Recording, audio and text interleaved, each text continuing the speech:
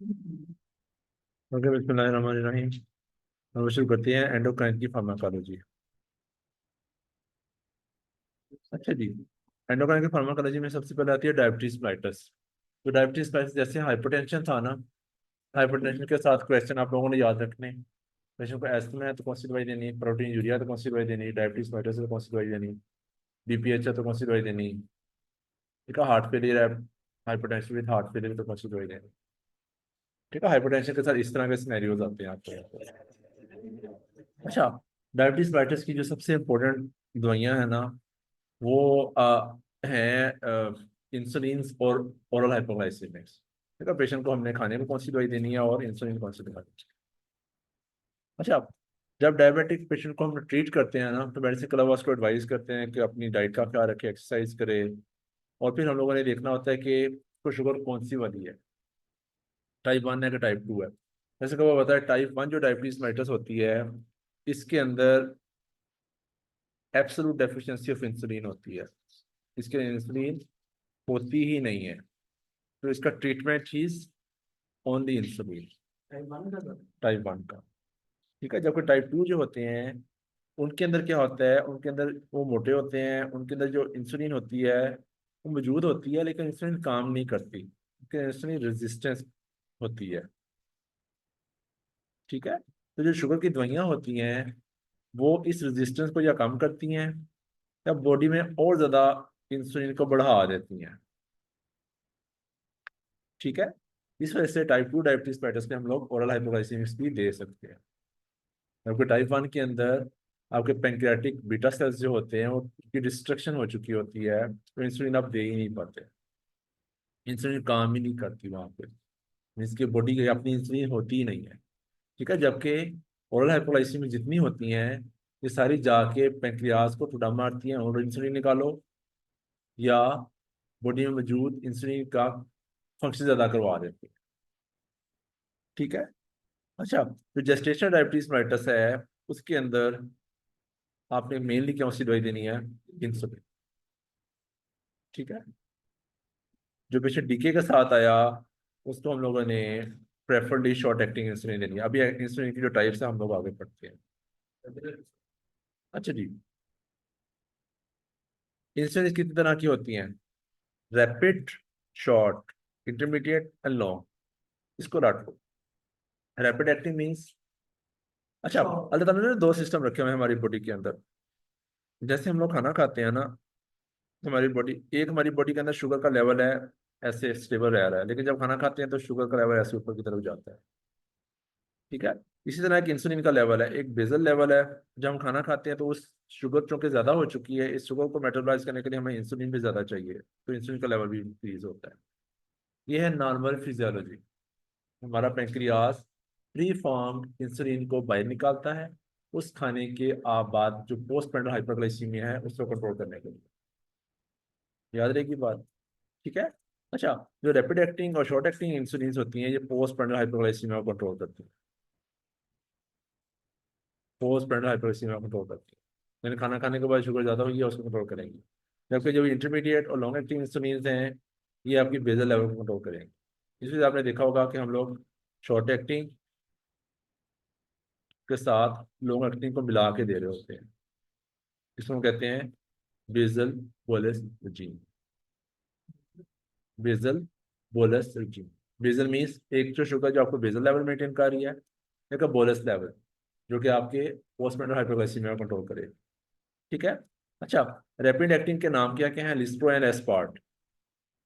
Lispro and aspart ये हैं, इनका जो एक्शन है वो विद इन आवर 1 आवर मुकम्मल हो चुका होता है, पीक पे पहुंच चुका होता है।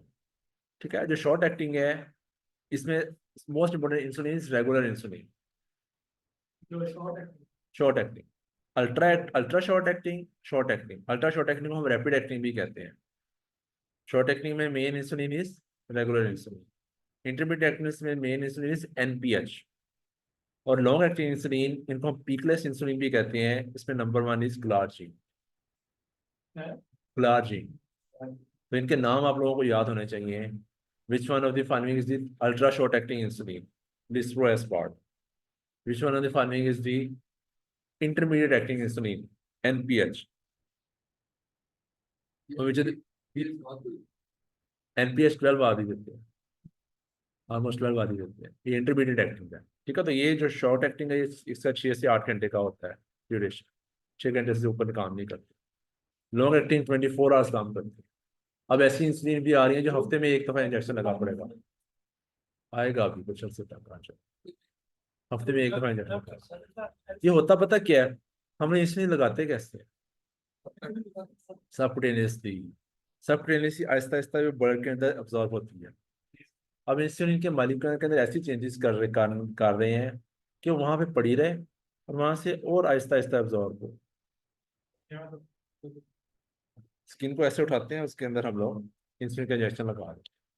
ठीक है, तो ये शॉर्ट एक्टिंग और लॉन्ग एक्टिंग के अंदर फर्क यही होता है। असल काम तो इंसुलिन ही है ना, अंदर जाके उसने एक्ट करना है, टायरोसिन काइनेज एक्टिविटी बढ़ानी है अपने इंसुलिन रिसेप्टर पे जाके। ठीक है, शुगर को सेल के अंदर पुश करना है। अच्छा, इंसुलिन जो है बॉडी का मेन एनाबॉलिक हार्मोन है, हमारी बॉडी को बनाता है मेन, शुगर कंट्रोल करता है, ग्लूकोज को अंदर पुश करना। इंसुलिन होगी तो ग्लाइकोजन बनेगा, एनाबॉलिक हार्मोन, एना मीन्स बनाने वाला। आपकी मसल्स में ग्लाइकोजन स्टोरेज करवाता है, प्रोटीन सेंसिस करवाता है, फैट में ट्राइग्लिसराइड बनाता है, सेल मेम्ब्रेन में पोटेशियम इंटेक बढ़ाता है। ठीक है, तो देखो इसमें हमारी कार्बोहाइड्रेट मेटाबॉलिज्म भी आ गया, प्रोटीन मेटाबॉलिज्म भी आ गया और फैट मेटाबॉलिज्म भी आ गया। इसका क्या मतलब हुआ कि इंसुलिन हमारे तीनों कंपोनेंट्स के लिए जरूरी है। समझ लगी, फैट भी, प्रोटीन्स भी, कार्बोहाइड्रेट्स भी, हमारी बॉडी के सबसे इंपॉर्टेंट हार्मोन्स में से एक इज इंसुलिन। ठीक है। अच्छा, इंसुलिन का साइड इफेक्ट्स क्या हो सकते हैं, शुगर कम हो जाए, जिस जगह इंजेक्शन लगा रहे हैं वहां पे लिपिड्स लाइपोडिस्ट्रोफी हो जाए, वहां पे निशान बन जाते हैं लोगों, एलर्जिक रिएक्शंस हो जाएं, और weight gain, one most important side effect. हर चीज बनानी है इसने, प्रोटीन बनानी है, फैट बनानी है, मसल्स बनानी है, तो ये वेट गेन करवाती है। इस वजह से हाँ, जो बच्चे मैक्रोसोमिक हो जाते हैं, वहाँ डायबिटिक मदर को, ठीक है, या जो लोग इंसुलिन लगाते हैं वो मोटे होना शुरू हो जाते हैं। इंसुलिन को लोग वेट गेन के लिए भी यूज करते हैं, इसका मिस यूज है। हाँ, लेकिन हाइपोग्लाइसीमिया और क्यों करना है उसको वैसे वेट गेन, तो अपने बारे में ना सोचना, तो सबसे फिट आदमी हो यहाँ से, तुम देखिए नहीं। अच्छा, rapid acting lispro aspart, short acting regular insulin, long intermediate acting NPH. ये मैं इंपॉर्टेंट तीन, ये इतना जो पोर्शन है ना, ये इंपॉर्टेंट तीन है फॉर लाइफ, आप लोगों का काम आने वाला है। ठीक है, इंसुलिन की टाइप्स क्या हैं, इंसुलिन का फंक्शन क्या है, और इंसुलिन के साइड इफेक्ट्स क्या है। अब एक पेशेंट है वो मोटा है, शुगर के लिए उसको इंसुलिन फर्स्ट चॉइस होगी? नहीं होगी, क्योंकि वो पहले ही मोटा है, और ज्यादा वेट गेन करवाएगी। समझ लगी नहीं? एक पेशेंट है हाइपोग्लाइसीमिया के साथ आया है, शुगर की दवाइयाँ ले रहा है, पता चलता है इंसुलिन लगाई, खाना नहीं खाया। इंसुलिन लगाते हैं हम लोग, पेशेंट को एडवाइस करते हैं जब भी इंसुलिन लगाओ साथ ही खाना खा लो, क्योंकि इंसुलिन लगा के खाना नहीं खाएगा तो कम हो जाएगी शुगर। अच्छा, फिर आती हैं हमारी ओरल हाइपोग्लाइसेमिक्स। इनमें जो सबसे इंपॉर्टेंट दवाई है दैट इज मेटफॉर्मिन। अच्छा, दवाइयाँ दो तरह की है, जो इंसुलिन, जैसे मैंने कहा कि टाइप 2 डायबिटिक्स में इंसुलिन रेजिस्टेंस होती है। जो रेजिस्टेंस, क्या काम, रेजिस्टेंस को हमने कैसे कम करना है, इंसुलिन की सेंसिटिविटी बढ़ा दी जाए, इंसुलिन ज्यादा काम करे, या इंसुलिन की सिक्रीशन बढ़ा दी जाए, पेंक्रियास को कहा जाए और कार्ड इंसुलिन, क्या मजदूर है, मजदूर को और कम करवाओ। ठीक है। अच्छा, जो सबसे इंपॉर्टेंट दवाई that is metformin. Metformin sugar की पहली दवाई है, ग्लूकोफेज के नाम से आती है। ये कैसे काम करती है, ये ग्लूकोनियोजेनेसिस को इनहिबिट करती है, ग्लूकोनियोजेनेसिस को इनहिबिट करती है। यानी कि ग्लूकोनियोजेनेसिस क्या बना, नई शुगर बनने को बना कम करती है। और ग्लूकागॉन, ग्लूकागॉन क्या होता है, जो शुगर को तोड़ता है, बॉडी में शुगर बढ़ाता है, उसको भी इनहिबिट करती है। ठीक है। 7 ग्लाइकोलाइसिस करवाती है, और 7 पेरिफेरी में इंसुलिन शुगर के अपटेक को बढ़ाती है। पेरिफेरीज में, मसल्स, हमारे मसल्स में, हमारी नहीं, जलन शुगर के पेशेंट में न्यूरोपैथी की वजह से। ठीक है, तो ये इंसुलिन की सेंसिटिविटी बढ़ा रही है, लेकिन इसका जो मेन साइड इफेक्ट है वो होता है, नहीं, मेटफॉर्मिन के साथ हाइपोग्लाइसेमिया नहीं होता, जीआई साइड इफेक्ट्स, जो हम लोग कहते हैं नाज़िया डायरिया, वो इस पे फिट उठ बैठता है। तो कुछ दवाइयाँ जिनके साथ मैं जीआई साइड इफेक्ट्स बोलूंगा, उनमें एक ही है मेटफॉर्मिन। मेटफॉर्मिन जीआई अपसेट बहुत कॉमनली करती है, इस वजह से लोग इसको पसंद नहीं करते। डॉक्टर साहब ने दवाई शुगर ही शुरू की थी, पेट खराब रहना शुरू हो गया, आपने अक्सर कहा सुना होगा। लो डोज में शुरू करवाएं, खाने के साथ गोली खाए, 500 मिलीग्राम गोली होती है ना, 250 वाली देते हैं, आधी गोली सुबह शाम शुरू करें, ताकि उसको आके उसको आदत बने। शुगर की दवाई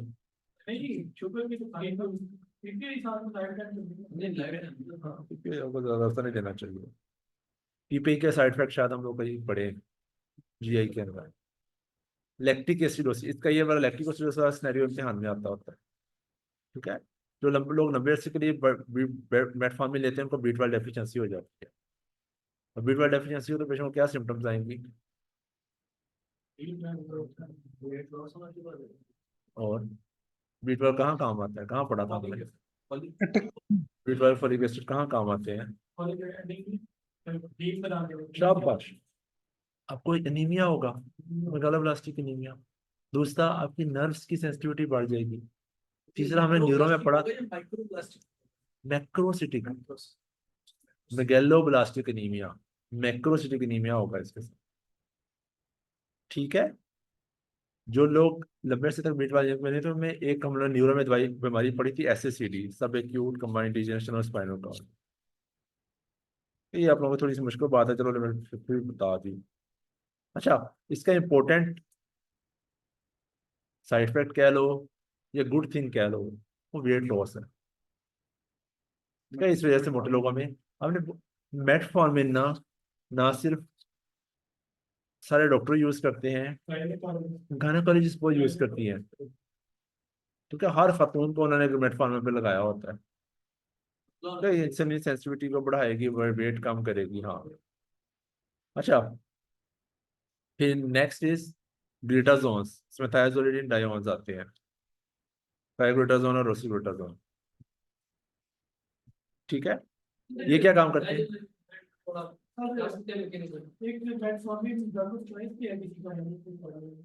पॉलीसिस्टिक ओवेरियन सिंड्रोम। इसके यही मैकेनिज्म एक्शन है ना, कि इंसुलिन के इफेक्ट को कम को बढ़ा रही है, इंसुलिन को इफेक्ट को बढ़ा रही है, लेकिन इंसुलिन रेजिस्टेंस को कम कर रही है, इंसुलिन रेजिस्टेंस को कम कर रही है, बॉडी में नई शुगर को बनने से कम कर रही है। और जो पॉलीसिस्टिक ओवेरियन सिंड्रोम वाली लड़कियां होती हैं, यूजुअली वो ओबीज होती हैं, थोड़ा सा वेट उनका ज्यादा होता है। ठीक है, जब वेट ज्यादा होगा तो फैट कंटेंट ज्यादा होगा, फैट कंटेंट ज्यादा होगा तो इंसुलिन काम नहीं करेगी, आपके सेल्स के ऊपर फैट आ गई ना, इंसुलिन जहाँ पे जाके लगना था वहां पे फैट आ गई। अच्छा जी, जो ग्लूटाथोन्स हैं, इनका मैकेनिज्म एक्शन भी पूछते हैं, ये PPAR गैमा एगोनिस्ट होते हैं। तो PPAR प्रोलिफरेट एक्टिवेटेड रिसेप्टर, इसका इस तरह करके नाम है। PPAR गैमा एगोनिस्ट है, एक्टिवेट्स PPAR गैमा। ठीक है, ये इनका मेन काम क्या होता है, इंसुलिन की सेंसिटिविटी बढ़ाते हैं ये भी। लेकिन इनका जो इम्पोर्टेंट साइड इफेक्ट है कि ये साल्ट एंड वाटर रिटेंशन करवाते हैं। वो जब साल्ट एंड वाटर रिटेंशन होगा तो दिल ऑपरेशन, और पहले ही हार्ट फेलियर में आता, वर्सनिंग हो जाएगी, हार्ट फेलियर की वर्सनिंग हो जाएगी। ठीक है, इस वजह से इसमें वेट गेन होता है, एडिमा होता है, हार्ट फेलियर की वर्सनिंग हो जाना शुरू हो जाती है, और इनकी इसको फ्रैक्चर होता है। ठीक है, ये इसके ये 4 साइड इफेक्ट हैं, ये इम्तिहान में बहुत कॉमनली पूछे जाते हैं। इसमें से ग्लूटाथोन बड़ी कम आपने देखी होगी, हम ग्लूटाथोन बहुत कम यूज करते हैं क्योंकि नहीं, वो ग्लाइफ्लोजेंस है, वो आगे आएंगे अभी एंड के ऊपर, ये ग्लाइफ्लोजेंस है, ये ग्लूटाथोन्स हैं, इनको हम लोग सिर्फ यूज करते हैं नॉन पॉजिटिव हेपेटाइटिस, नॉन पॉलीफैटी लिवर डिजीज के अंदर है, पर उसमें प्रोलिफेरेटिव एक्टिवेटेड रिसेप्टर, ठीक है, हाँ पीपीआर गैमा। अच्छा, तो इसका ये fracture, heart failure worsening, oedema, weight gain, ये इसके साइड इफेक्ट्स भी ग्लूटाजोन के साथ याद रखते हैं। फिर सबसे मशहूर दवाई सल्फोनाइल यूरियाज। सल्फोनाइल यूरियाज क्या है? इंसुलिन सिक्रीशंस करवा रहे हैं बॉडी में से। पेंक्रियास को जाके कहते हैं और इंसुलिन निकालो, पेंक्रियास को जाके कहते हैं और इंसुलिन निकालो, ठीक है। जो भी चीज बॉडी में इंसुलिन के लेवल को बढ़ाएगी उसमें साइड इफेक्ट क्या होगा? वेट गेन, शाबाश। और हाइपोग्लाइसीमिया। इसी वजह से जो इंसुलिन सिक्रीटोगोग्स हैं, जो इंसुलिन सिक्रीशंस करवा रहे हैं, उनके साथ क्या हो रहा है? वेट गेन और हाइपोग्लाइसीमिया, वेट गेन और हाइपोग्लाइसीमिया, ठीक है। अच्छा, समझिए कि generations, first generation, second generation, chlorpropamide, tolbutamide, glipizide, glyburide, nateglinide और एपल्गिनाइड, जी किनका? इन सब का। ये डायमाइक्रोन, एमरिल, गैट्रिल, एमरिल, गैट्रिल, डायमाइक्रोन, ठीक है। अच्छा, ये क्या काम कैसे करती हैं? प्रेशर में क्लोज करती हैं बीटा सेल्स के ऊपर, सेल्स की डिपोजिशन होती है तो इंसुलिन जो है वो उसकी सिक्रीशंस में इजाफा हो जाता है, ठीक है। चलिए, फिर है इंसुलिन को शुगर को कंट्रोल करने के लिए इंसुलिन लाइक, टाइप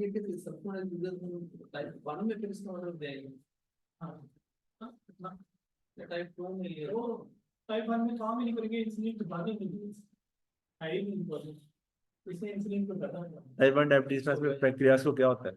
मिक्स हो गया ना। पैंक्रियास में टाइप 1 डायबिटीज पेटिस में क्या होता है? बीटा सेल डिस्ट्रक्शन है। ऑटोइम्यून ऐसी बीमारी है कि पैंक्रियास इंसुलिन बिल्कुल बनाता ही नहीं है, इंसुलिन उसमें है ही नहीं, उसको इंसुलिन ही देनी पड़नी है, उसको इंसुलिन ही देनी पड़नी है, ठीक है। अच्छा, ग्लूकोज इंड्यूस इंसुलिन सिक्रीशन, जैसे मैंने कहा था आप लोगों को, अल्लाह ताला ने बॉडी में सिस्टम रखा हुआ है, एक बेसल लेवल है एक ग्लूकोज का, एक बेसल लेवल है शुगर का। जब हम खाना खाते हैं शुगर लेवल बढ़ता है, वही शुगर वाला जो ब्लड है पैंक्रियास में से जब गुजरता है तो इंसुलिन भी बढ़ना शुरू हो जाती है, बढ़ना शुरू हो जाती है। उस शुगर को कंट्रोल करने के लिए ऑटोमेटिकली इंसुलिन लेवल इंक्रीज हो जाता है, हमारा पैंक्रियास प्री फॉर्म इंसुलिन को नॉर्मल जो फिजियोलॉजी है, ठीक है। तो इंसुलिन, ग्लूकोज इंसुलिन सिक्रीशन करवाना, ग्लूकागोन लाइक पेप्टाइड, जीएलपी कहते हैं, हाँ, ठीक है। अच्छा, इसमें होगा कि इनको हम कहते हैं एक्जिनाटाइड, लिराग्लूटाइड, और डीपी फॉर्मेशन लिनाग्लिप्टिन, सेक्साग्लिप्टिन और सिटाग्लिप्टिन। ये जो चार पांच दवाइयां हैं ना, ये आजकल बहुत मशहूर हो रही हैं, तो इनमें स्पेशली एक्जिनाटाइड आजकल वेट लूज के लिए बड़ी यूज हो रही है।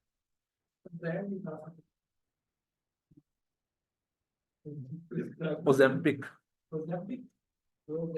एक्जिनाटाइड, हाँ ये बड़ा मशहूर है ओजेम्पिक। अच्छा, ये क्या, जीएलपी-1 एगोनिस्ट कैसे काम करते हैं? ये ग्लूकागोन की सिक्रीशन को कम करेंगे, गैस्ट्रिक एम्पटी डिलेट करेंगे, इंसुलिन की रिलीज को बढ़ाएंगे। अब इन चीज़ों से क्या हो रहा है? जब गैस्ट्रिक एम्पटी स्लो हो जाएगी, शुगर आहिस्ता आहिस्ता बढ़ेगी बॉडी में, क्या ग्लूकागोन कम रिलीज होगा तो ग्लूकागोन का काम क्या था? Breakdown of glucagon, sugar increase होनी थी, ठीक है। तो इनका main side effect nausea vomiting, pancreatitis है।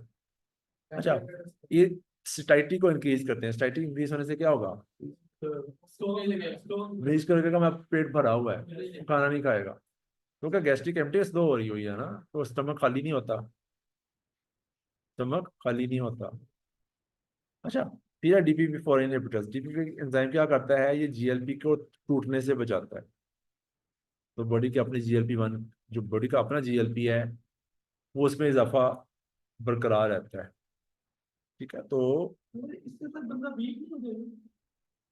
शानदार है, वेट लॉस।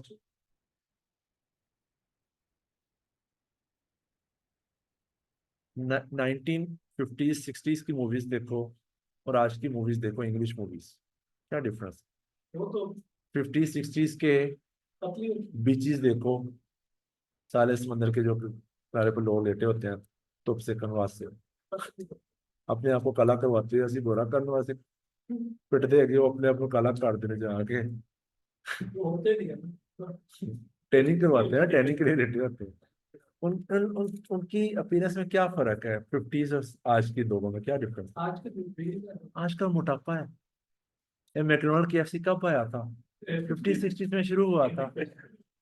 हमारे गांव के लोग देख लो, हमारे शहर के लोग देख लो, लोगों के चेहरों से पता चलना शुरू हो जाता है, तेरे रोटी पूरी लाभ दी, तेरे नहीं लाभ।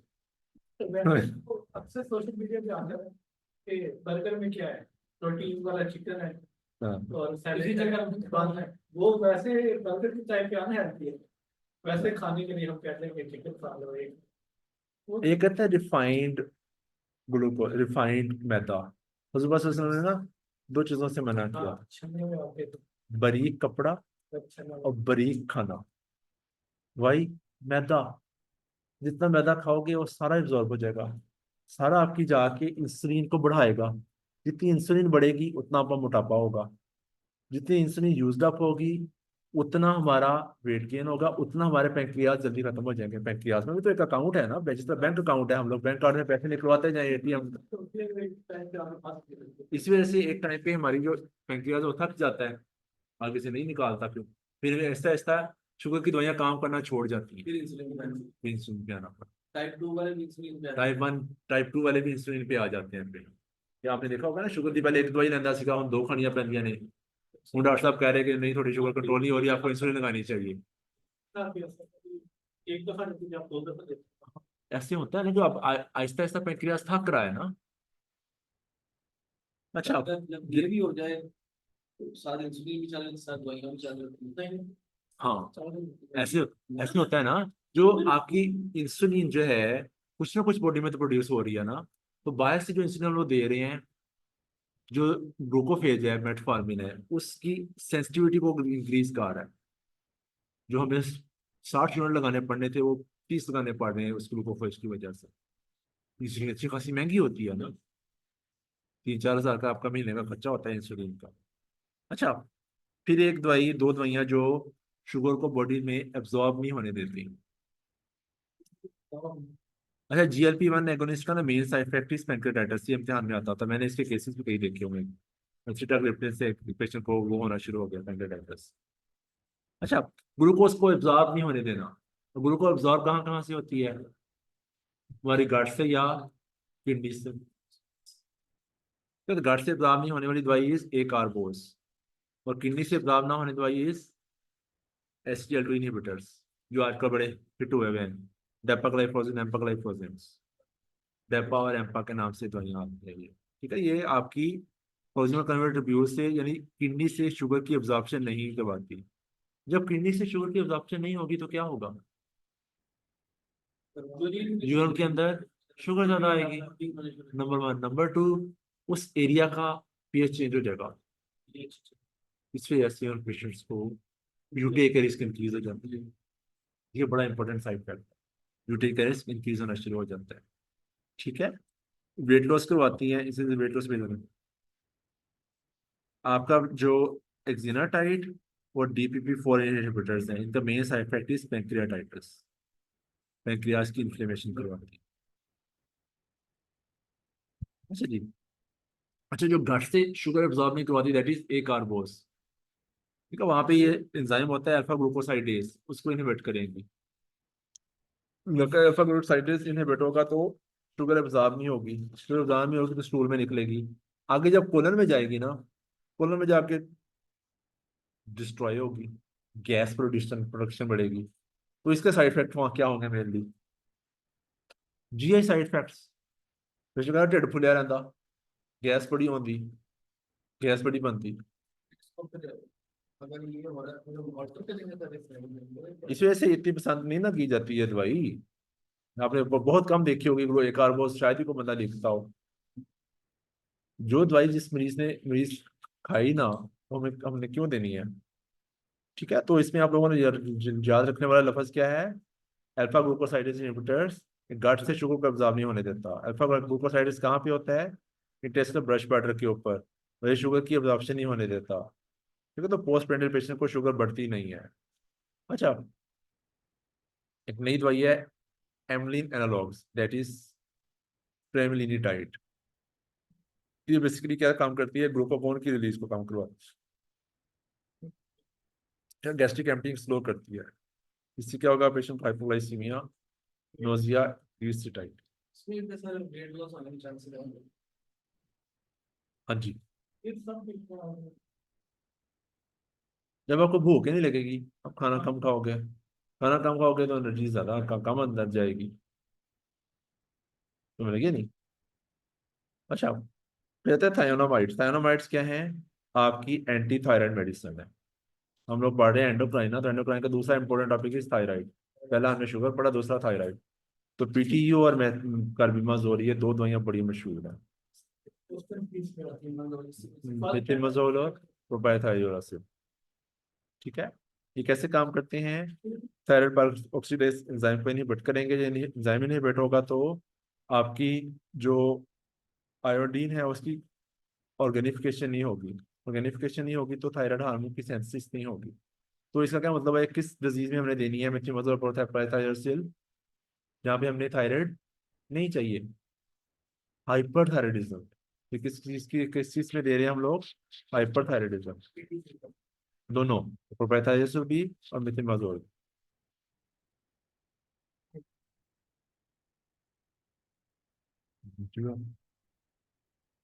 अच्छा जी,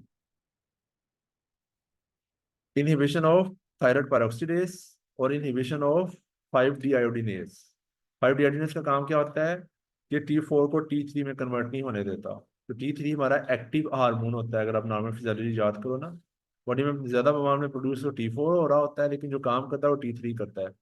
तो पेरिफेरी में T4 T3 में कन्वर्ट होता है। तो इसको कन्वर्ट होने के लिए एंजाइम चाहिए 5 डीआयोडीनेज। 5 डीआयोडीनेज इनहिबिट होगा तो थायराइड कम हो जाएगा। और हाइपरथायराइडिज्म में हम लोग यूज करते हैं पी से प्रेगनेंसी और पी से पीटीयू, फर्स्ट टाइमेस्टर के लिए। ठीक है, पी से प्रेगनेंसी और पी से पीटीयू, ऐसे मैंने याद किया हुआ था। तो अगर पेशेंट को हाइपरथायराइडिज्म है, प्रेगनेंसी में कौन सी दवाई लेनी है, प्रोपाइथायोरासिल इन फर्स्ट ट्राइमेस्टर, और सेकंड ट्राइमेस्टर से हम लोग दोबारा पेशेंट को कार्बिमाजोल शुरू करवा सकते हैं। ठीक है। अच्छा, इनका जो बड़ा इंपॉर्टेंट साइड इफेक्ट जो एग्जाम में आता था, दैट इज एग्रानोसाइटोसिस। एग्रानोसाइटोसिस से क्या मुराद है, लिकोपीनिया, आपके डब्ल्यूबीसीस कम हो जाएंगे।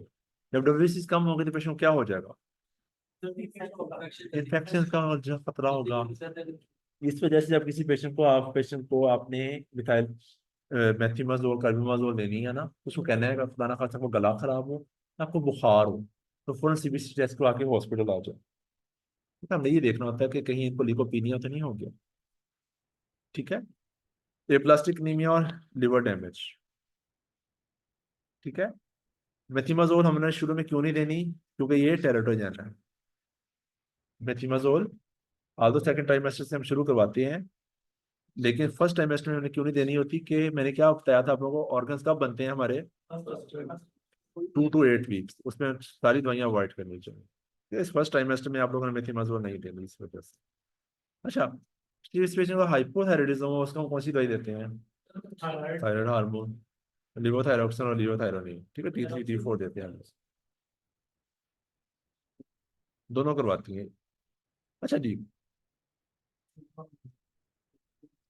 जो T4 है इसको हम थायरोक्सिन कहते हैं, जो T3 है इसको हम थायरोनिन कहते हैं। ठीक है, आपने थायरोक्सिन की गोली देखी होगी ना, थायरोक्सिन की टैबलेट्स देखी होंगी। थायरोक्सिन की टैबलेट हम लोग, P2 is not safe in first trimester, P2U is not safe in the first trimester. ठीक है, P2 इज,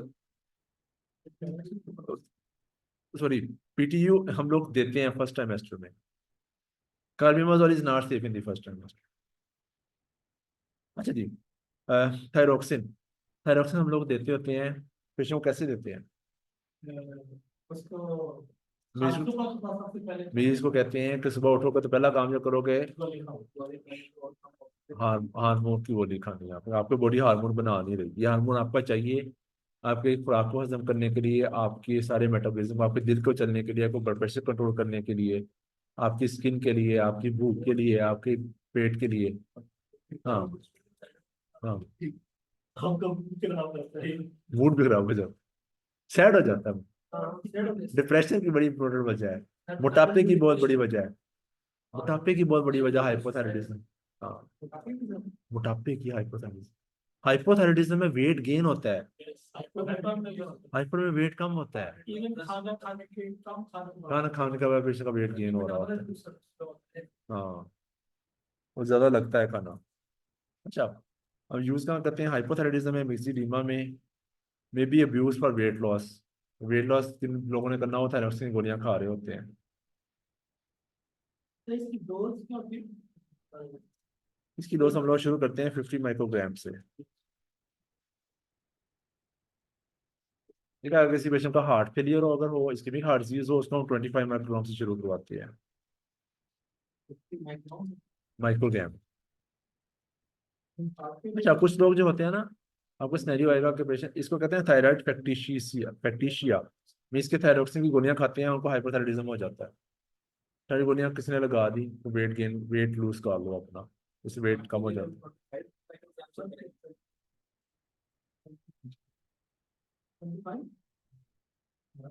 अच्छा, इसका मेन साइड इफेक्ट क्या होगा हाइपोथायराइडिज्म वाले?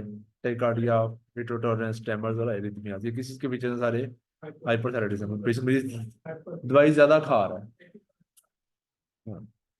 अच्छा जी, हमारी पिट्यूटरी की ड्रग्स कौन कौन सी हैं? कोनिवेप्टान, टोलवेप्टान, इनको हम कहते हैं एडीएच एंटेगोनिस्ट। अब ये किस कंडीशन में हम लोग देंगे? जब बॉडी में एडीएच ज्यादा हुआ हो। ठीक है, जो टोलवेप्टान है इसका साइड इफेक्ट आ जाता है, दैट इज हेपेटोटॉक्सिक। टी से टोल और हेपेटोटॉक्सिक में टी आता है, इससे मैंने ऐसे याद किया हुआ था। डेमिस्लोसाइक्लिन, ये भी एडीएच एंटेगोनिस्ट है, ये भी ऐसे एडीएच में देते हैं। डेस्मोप्रेसिन डायबिटीज इंसिपिडस में देते हैं। डायबिटीज इंसिपिडस जो है वो ऐसे एडीएच का उलट है।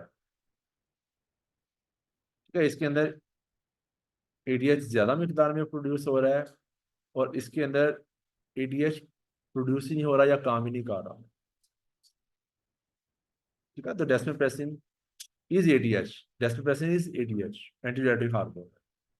अगर ऊपर से प्रोड्यूस नहीं हो रहा तो पेशेंट को सेंट्रल डायबिटीज इंसिपिडस कहते हैं। आपको याद है, ये मैंने हम बड़ी तफसील से किया था हमने एंडोक्राइन में, डायबिटीज इंसिपिडस, सेंट्रल और नेफ्रोजेनिक डायबिटीज। नेफ्रोजेनिक का मतलब यह है कि किडनीज के अंदर काम नहीं कर रहा वो, और सेंट्रल मीन्स के ऊपर से प्रोड्यूस नहीं हो रहा।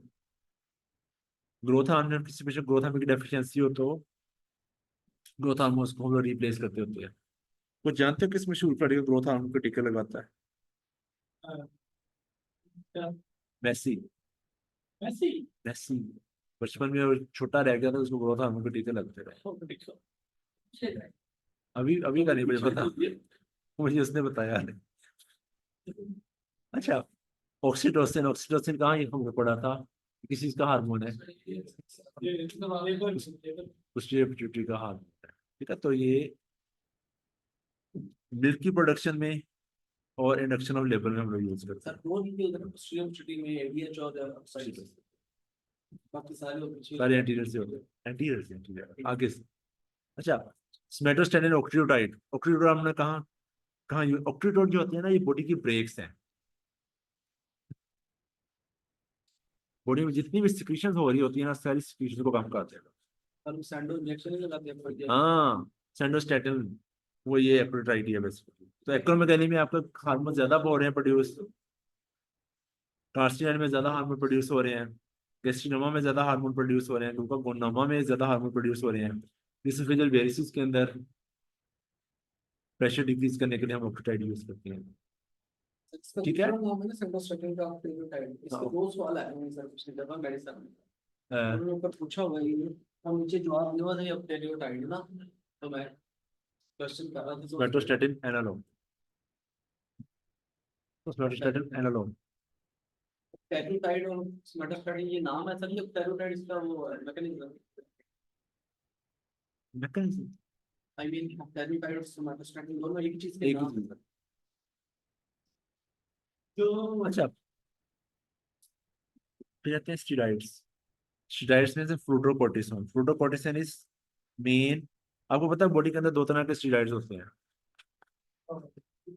शाबाश। ग्लूकोकोर्टिकॉइड और मिनरलोकोर्टिकॉइड। ग्लूकोकोर्टिकॉइड का काम आता है ग्लूकोज को कंट्रोल करना। मिनरलोकोर्टिकॉइड का काम होता है मिनरल्स को कंट्रोल करना, सोडियम पोटेशियम को।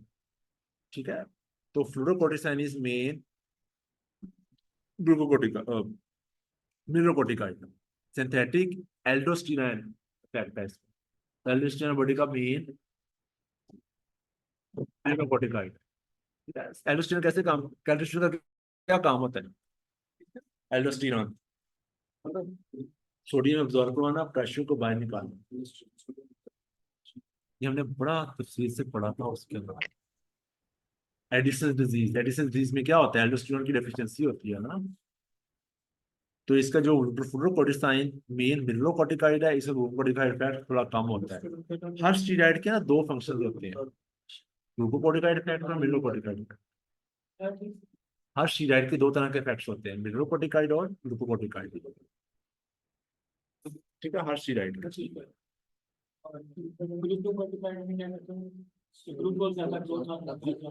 ग्लूकोकोर्टिकॉइड आपकी शुगर कंट्रोल में ग्लूकोनियोसिस करवाएगा। कोर्टिसोल लेवल को, जैसे कोर्टिसोल है ना, ये ग्लूकोकोर्टिकॉइड ज्यादा इफेक्ट है इसका। ठीक है, डेक्सा का, सलोकार्टिफ, ये सारे स्टीरॉइड्स के दोनों तरह के इफेक्ट्स होते हैं। चलिए, जब हम लोग यूज कहाँ पे करते हैं? एडिसन्स डिजीज के अंदर हमने इसको रिप्लेस करना होता है। प्राइमरी आइडेंटिफाइड इंसफिशिएंसी को एडिशन डिजीज ही कहते हैं ना। एडवर्स इफेक्ट क्या होते हैं? जो स्टीरॉइड के एडवर्स इफेक्ट है। अब बॉडी में एल्डोस्टेरोन ज्यादा हो जाए तो क्या काम करेगा? ज्यादा सोडियम अब्सॉर्ब करेगा। जहां सोडियम जाती है वहां क्या जाता है? वाटर जाता है। शाबाश। तो बेसिक को सॉल्ट वाटर रिटेंशन होगी, एडीमा होगा, हार्ट फेलियर वर्सनिंग होगी, शुगर कंट्रोल खराब हो जाएगा। ठीक है, जिसको हम एडीमा, हार्ट फेलियर और हाइपरपिगमेंटेशन। इस कंडीशन में हम सोलो पार्टिकल लगाएंगे। सरोगाटिव लगाएंगे या नहीं लगाएंगे? किस कंडीशन में? एडिशन डिजीज, एडिशन में देती है ना सलोकार्टिव। एडिसलोकार्टिव के दोनों दोनों तरह का फंक्शन है। सर हमने एडिशन के पेशेंट में स्टीरॉइड बानी दी, बॉडी अपने स्टीरॉइड बना नहीं रही, तो बाहर से हमें स्टीरॉइड देने हैं। सर वो परसिस्टेंट भी नहीं, फिर हम दे सकते हैं उसके साइड इफेक्ट भी तो नहीं देते हैं प्रोसेस भेजे पड़ते हैं हमको। करता होगा कि साइड इफेक्ट। उनको तो बॉडी, उनको तो चाहिए, क्योंकि बॉडी उनकी बना नहीं रही अंदर से स्टीरॉइड्स। अच्छा, फिर दो इम्तिहानी नुक्ता नगाह से इंपॉर्टेंट दवाइयां, लेकिन हम लोग जरा कम यूज करते हैं, अभी कुछ ना कुछ यूज करना शुरू हुए हैं। दैट इज सिनाक एसिड और सेविलिमर। सेविलिमर तो नेफ्रो वाले यूज करते हैं काफी हद तक। सिनाक एसिड मैंने बहुत कम देखा है अभी। सिनाक एसिड क्या चीज है? ये बेसिकली पीटीएस एनालॉग है। हाँ, पीटीएस एनालॉग है। पीटीएस एनालॉग जब काम करेगी तो कैसे कि अपने जो बॉडी का अपना पीटीएस उसको डिक्रीज कर दे। ठीक है, बॉडी के अंदर जब कैल्शियम कम होती है ना, तो कैल्शियम कम जाके पीटीएच को कहती है कि बॉडी में कैल्शियम नहीं है, पीटीएच निकालो। पीटीएच जाके किडनीज में, बोन्स में और गट में जाके कैल्शियम को कैल्शियम को बढ़ाना शुरू कर देता है, जो एब्जॉर्प्शन शुरू करवा देता है। ठीक है, तो इसको हम लोग यूज करते हैं सेकेंडरी हाइपरपैराथायरिज्म इन पेशेंट्स में जो हेमोडायलिसिस के ऊपर हो, या पेशेंट को हाइपरकैल्सीमिया हाइपरपैराथायरिज्म की वजह से हाइपरथायराइड कार्सिनोमा, हाइपरपैराथायरिज्म में यूज कर लिया ना।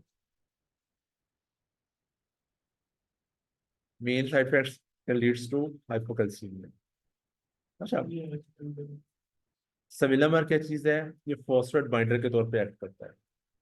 फॉस्फेट बाइंडर, जो किडनी होती है ना आपकी, किडनी मेन ऑर्गन है जो आपकी फॉस्फेट की एब्जॉर्प्शन करवाता है, फॉस्फेट की बॉडी से सिक्रीशंस करवाता है। जब किडनी फेलियर होगा तो क्या काम होगा? शाबाश, फॉस्फेट बॉडी में इकट्ठा होगा। अब फॉस्फेट को बाहर निकालना है हमने, तो फॉस्फेट बाइंडर यूज करना है। फॉस्फेट बाइंडर इज खुराक में मौजूद फॉस्फेट को एब्जॉर्ब बाइंड करेगा, उसको एब्जॉर्ब नहीं होने देगा। तो नो जब phosphate binder that prevents phosphate absorption from the GIT, which is sevelamer. ठीक है,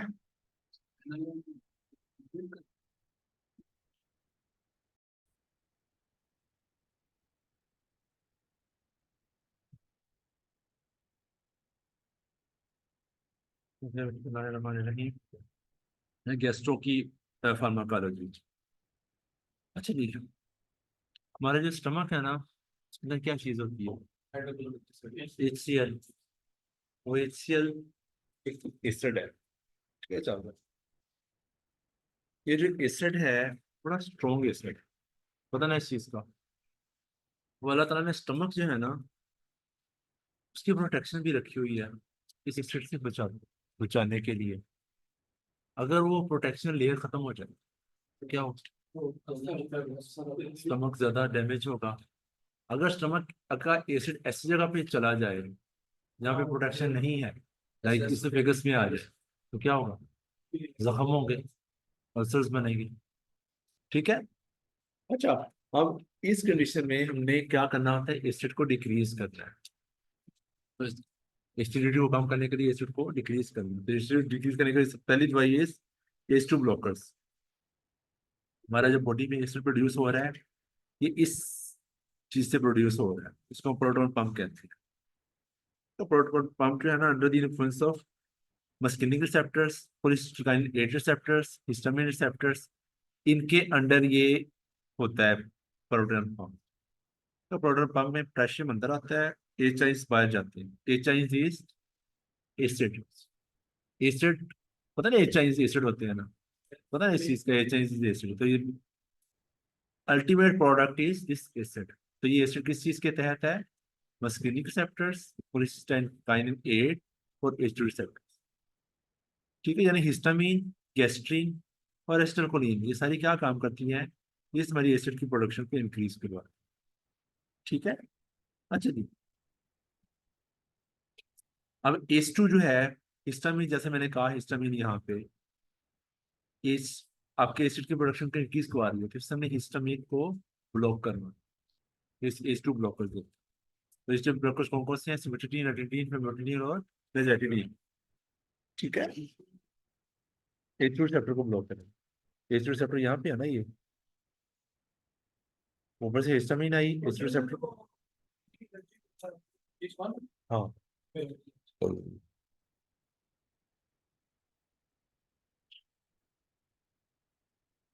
अच्छा, इसका क्या फायदा है हिस्टामिन H2 ब्लॉकर का? कि ये रिवर्सिबल ब्लॉकर है। ये ब्राइटनेस से ऐसे आयंस की सिक्रीशंस कम करेगा, आपका एसिड की सिक्रीशंस कम होगा। और उसके पेप्टिक अल्सर में, गैस्ट्राइटिस में, रिफ्लक्स डिजीज में यूज करते हैं, ठीक है। अच्छा, इन जो H2 ब्लॉकर्स है ना, पहले हम लोग बड़ा यूज करते थे इनको। जेंटेक आपको ने सुना होगा, फेमो सुना होगा, ठीक है। तो अब इनका यूज जरा कम हो गया हुआ है। वाई? क्रिस्मिटिडिन जो है वो आपका साइटोक्रोम P450 का इनहिबिटर है। ये साइटोक्रोम P450 क्या चीज होती है? कि आपका लिवर का एंजाइम है। हमारी, हम लोग जितनी भी दवाइयां खाते हैं, सारी लिवर में मेटाबोलाइज होनी होती है, लिवर में मेटाबोलाइज होनी है। अगर लिवर में मेटाबोलाइज ना हो हमारी दवाई आसानी से, तो क्या होगा?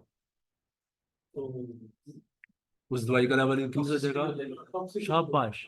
इस वजह से इन दवाइयों से जो दूसरी दवाइयां ले रहे थे पेशेंट्स, उनका इफेक्ट ज्यादा होना शुरू हो गया। तो उन दवाइयों के टॉक्सिसिटी में इजाफा हो गया। तो इस वजह से मल्टीपल ड्रग एक्शन इंटरेक्शन है इसके। या दूसरा, एंटी एंड्रोजन इफेक्ट है। दवाई खाई है स्टमक की एसिडिटी के लिए, आप बीवी के पास नहीं जाओ तो लिबिडो डिक्रीज हो गया, ठीक है। तो ये काम तो नहीं ना होना चाहिए था, ब्लैक्टोरिया शुरू हो गया, ठीक है। दूसरा, ब्लड में बैरियर क्रॉस करती है। ब्लड ब्रेन क्रॉस करेगी तो क्या होगा? ब्रेन में जाएगी, ब्रेन में जाएगी तो पेशेंट का सारा दिन सोया रहेगा। डॉक्टर साहब चंगी दसी मेरी तबीयत घट की थी, मेरा सारा दिन नींद होती रहती है, ठीक है। प्लेसेंटा को क्रॉस करती है।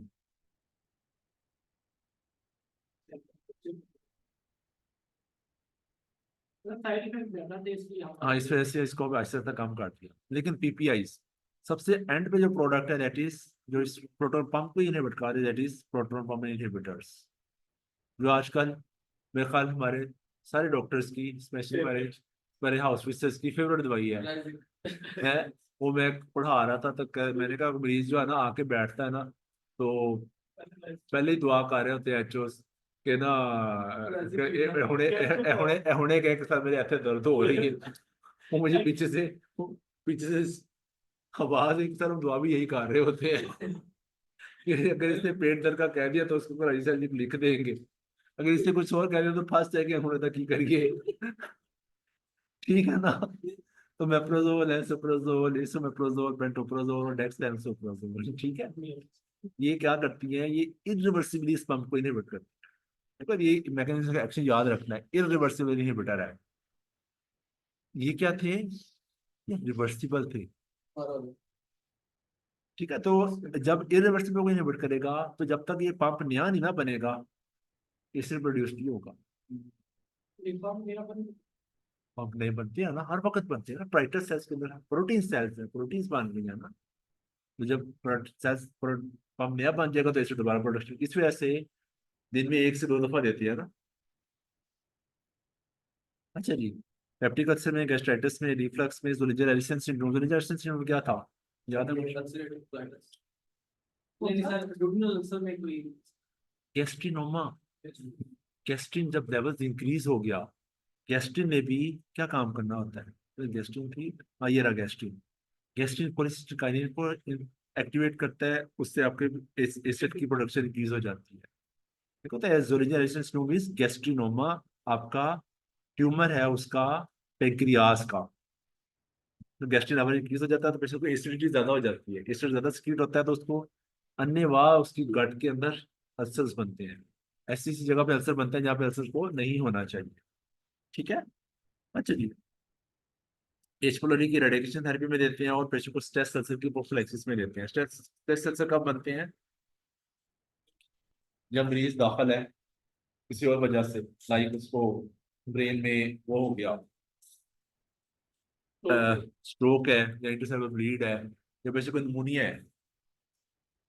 ये जो लोग ज्यादा काम करते हैं स्ट्रेस वाला, ब्रोकर है, हाउस फिक्सर है, तो टेंशन ही बढ़िया, हर वक्त की टेंशन है, पीजी ने डांट दिया है, मुझे डांट दिया, गर्लफ्रेंड ने डांट दिया है, तो क्या कहते हैं उसको, उनका हर वक्त की टेंशन रहती है, तो उनका एसिड ज्यादा प्रोड्यूस होता है। ठीक है। तो पेशेंट दाखिल है किसी और वजह से, तो उसको स्ट्रेस हार्मोन रिलीज होते हैं, तो उसके स्ट्रेस अल्सर भी बन जाते हैं। तो इंटरसेप्टर ब्लीड की वजह से स्ट्रेस अल्सर बने एब्डोमेन में, उसको कर्लिंग अल्सर भी कहते हैं, आपको शायद याद हो। हम दो चीजें पढ़ी थी, कल्सर कर्लिंग अल्सर और कुशिंग रिफ्लेक्स। कुशिंग रिफ्लेक्स होती है रेज आईसीपी की वजह से ब्रेडिकार्डियल हाइपरटेंशन, और रेज आईसीपी की वजह से पेशेंट को स्टमक में अल्सर बन जाए, कर्लिंग अल्सर। अच्छा, ठीक है, इसके साइड इफेक्ट्स, मैं इस दफा मेरा इंटरव्यू था पीपीएससी का एसआर के लिए, तो उसमें मुझसे क्वेश्चन पूछा गया था पीपीआई के साइड इफेक्ट्स बताओ। हमें लगता है पीपीआई का कोई साइड इफेक्ट नहीं है, लेकिन देखो कितने कितने लिखे हुए हैं। पोस्टीरियर डिफिसल का इन्फेक्शन इंक्रीज करवा देती है, नमूनिया करवा सकती है, इंटेस्टाइनल नेफ्राइटिस करवा सकती है, B12 की एब्जॉर्प्शन कम करती है, मैग्नीशियम कैल्शियम की एब्जॉर्प्शन डिक्रीज करती है। इस वजह से जो पेशेंट्स होते हैं एल्डरली, उनमें फ्रैक्चर का रिस्क इंक्रीज हो जाता है। देखो पीपीआई लंबा अरसा ले तो कितने साइड इफेक्ट्स हैं। हमारा जो एसिड है ना, हमारी इम्यूनिटी का हिस्सा है। हम लोग जो खा रहे हैं खाना, इसमें पता नहीं कितना गंद मिला होगा, हो सकता है इसमें वायरस बैक्टीरिया भी हो, हमारा एसिड उनको तोड़ देता है। अगर स्टमक में एसिड नहीं हो तो क्या होगा, तो बैक्टीरिया उसको बाईपास कर जाएगा, इन्फेक्शन का रिस्क इंक्रीज हो गया, इन्फेक्शन का रिस्क इंक्रीज हो गया। इस वजह से टाइफाइड जो आजकल ज्यादा फैल रहा है, उसकी बड़ी वजह ये भी है, पीपीआई की है। ठीक है, तो ये साइड इफेक्ट्स याद रखने हैं आप लोगों ने। अच्छा जी। दूसरी एंटासिड्स, एंटासिड्स कैसे काम करती हैं, लाइक म्यूकेन। डायरिया में दे सकते हैं, लेकिन किसी पेशेंट को इन्फेक्शन है पोस्टर डिफिकल्ट का है, स्यूडोमोनास क्वाइटस है, ये एंटीबायोटिक्स की वजह से हुआ था ना। अगर इसे मैंने 2 साल ले रहा है, उसे पीपीआई लेता चला जा रहा है, उसको सी डिफिकल्ट हो सकता है, किसी कॉलन का बैक्टीरिया चेंज हो गया। तो डायरिया में दिया जा सकता है, डायरिया में देने में तो कोई हर्ज नहीं है। एंटासिड जो जाके स्टमक की लाइनिंग के ऊपर लग जाते हैं, like aluminium hydroxide, calcium carbonate और मैग्नीशियम हाइड्रोक्साइड। ठीक है, तो ये बड़ी कॉमन सी है। जो आप लोग इनो नहीं पीते होते, इनो छोटे होते हैं, बड़ा शौक से उसको चाटते होते हैं, तो वो जो है वो यही चीजें होती हैं उनमें, तो मैग्नीशियम हाइड्रोक्साइड होता है उसके अंदर। ठीक है, तो एल्यूमिनियम हाइड्रोक्साइड का इनका ना साइड इफेक्ट बहुत इंपॉर्टेंट है इनके। एल्यूमिनियम हाइड्रोक्साइड कॉन्स्टिपेशन करवाती है, मैग्नीशियम हाइड्रोक्साइड डायरिया करवाती है। MG से मस्ट गो, ये लिखा हुआ है, must go to the washroom, diarrhoea करवाती है। ठीक है, ये एंटासिड कैसे काम करते हैं कि आपकी एब्जॉर्प्शन को, बायोअवेलेबिलिटी को, डिफरेंट ड्रग्स की बायोअवेलेबिलिटी को चेंज कर देते हैं। ठीक है, तो एल्यूमिनियम हाइड्रोक्साइड ये आप लोग वो देते नहीं होते, ठीक है। मिल्क ऑफ मैग्नीशिया, याद है एक तो पुराने जमाने के डॉक्टर्स बहुत पसंद है मिल्क ऑफ मैग्नीशिया, उसके अंदर मैग्नीशियम सल्फेट है। अच्छा, फिर ये बिस्मथ और सुक्रोल्फेट म्यूकेन सिरप्स जो है, ये क्या करेंगे, अल्सर की बेस पे जाके जुड़ जाएंगे। फिर क्या करेंगे, जो एसिड है उसका अल्सर पे इफेक्ट जरा कम हो जाएगा, तो अल्सर की हील होने में हेल्प करेगा। ऐसे ही किसी जख्म को अगर पट्टी लगा दी जाए ना, हम मेरे जख्म में लगा होते पट्टी तो इसमें ना ला सकते, बाहर से कोई दवाई देंगे ना। क्योंकि इस वजह से आपने देखा होगा जो लोग के म्यूकेन सिरप पीते हैं उनकी जुबान वो हो जाती है, सफेद हो जाती है। हाँ, देखो, तो ये बेसिकली अल्सर की फिजिकल प्रोटेक्शन कर रहे हैं, और बाइकार्बोनेट को एक्सक्रीट करवाते हैं। यही ब्राइटल सेल्स बाइकार्बोनेट भी रिलीज करवा रहे हैं। ये बाइकार्बोनेट क्या काम करेगा, इस एसिड को न्यूट्रलाइज करेगा। अल्लाह ताला ने क्या सिस्टम रखा हुआ है ना, कि एक तरफ से आपकी स्टमक की वाल की प्रोडक्शन की सेफ्टी भी तो करनी है ना। बिस्मथ और सुक्रोल्फेट क्या करते हैं, अल्सर की बेस पे जाके जुड़ते हैं। हाँ। अच्छा, मिसोप्रोस्टो क्या काम करता है, प्रोस्टाग्लैंडिन ई को वो क्या एनालॉग है, प्रोस्टासाइक्लिन, वो गनी में भी यूज होता है, गनी में भी यूज होता है डेफिनेटली, लेबर के इंडक्शन के लिए। अच्छा, अ, ये क्या काम करेगा, अब एसिड की से स्टमक की वाल की प्रोटेक्शन करें, ये उसमें यूज होता है। आपकी म्यूकस बैरियर को इंक्रीज करवाएगा, यानी कि एसिड को इस स्टमक वाल में ज्यादा देर लगने से बचाएगा, तो एसिड की प्रोडक्शन भी डिक्रीज करता है। एनएसटी इंड्यूस, ये आपने देखा होगा पेनाडोल के साथ, एंटीकोरोन के साथ दिया दिया होता है ये मिसोप्रोस्टल, कुछ प्रिपरेशन ऐसी हैं उसके अंदर पहले से मिसोप्रोस्टल डाला हुआ होता है, क्योंकि एनएसटी जो होते हैं प्रोस्टाग्लैंडिन्स की सिंथेसिस को रोकते हैं। और जैसे तुमने कहा कि लेबर में यूज होता है for induction of the labour, लेकिन ये ऑफ लेबर यूज है इसका। साइड इफेक्ट्स डायरिया हो सकता है, patients who are child being age उसमें अवॉइड करना चाहिए। ठीक है, वाइट क्यों करना चाहिए चाइल्ड बीइंग एज में, क्योंकि ये बच्चे की को बाहर निकालने में हेल्प कर रहा है, तो इसका क्या मतलब होगा, प्रेगनेंसी होने नहीं देगा। ठीक है। अच्छा जी, फिर आता है आप लोगों का ऑक्ट्रियोटाइड। ऑक्ट्रियोटाइड हमने पहले थोड़ी देर पहले भी पढ़ा था, सिमेटोस्टेटिन एनालॉग है। तो ये बॉडी की ब्रेक्स है, बॉडी की ब्रेक्स, बॉडी में जहाँ पे भी हमें लगेगा कि क्वेश्चन ज्यादा हो रही है वहां पे ये काम आएगा। ठीक है, तो एक्टोमेगाली, वीआईपी, कार्सिनोइड सिंड्रोम। अच्छा, इसके साइड इफेक्ट्स नोजिया, क्रैम्स, चिटोरिया, cholelithiasis due to cholecystokinin inhibition. इसलिए सर हम इसको जब चलाते हैं साथ राइजिंग पूछ लेते हैं, और जब हमारे पर जो है बिलिंगुअल आपका पेशेंट सेंडो नहीं राइसिस जो है वो, जब हम श्योर नहीं ना होते कि इसका ब्लीड जो है वो अल्सर की वजह से है कि वेरिसिस की वजह से है, वेरिसिस के ब्लीड में काम करेगा सेंडोस्टेटिन, जबकि पेप्टिक अल्सर में काम करेगा एसिड, एंटासिड, PPI। ठीक है। अच्छा, next medicine is sulfasalazine. Sulfasalazine is a combination of sulfapyridine and 5-ASA, 5-aminocyclic acid, salicylic acid। ये एंटी इन्फ्लेमेटरी इफेक्ट है, और सल्फा पिरिडीन जो है वो एंटीबायोटिक है। ठीक है, तो ये हम लोग यूज करते हैं अल्सरेटिव कोलाइटिस के अंदर, IBD के अंदर इसका यूज है। कैप्सूल सैलाजीन बड़ा मशहूर है, सैलाजीन।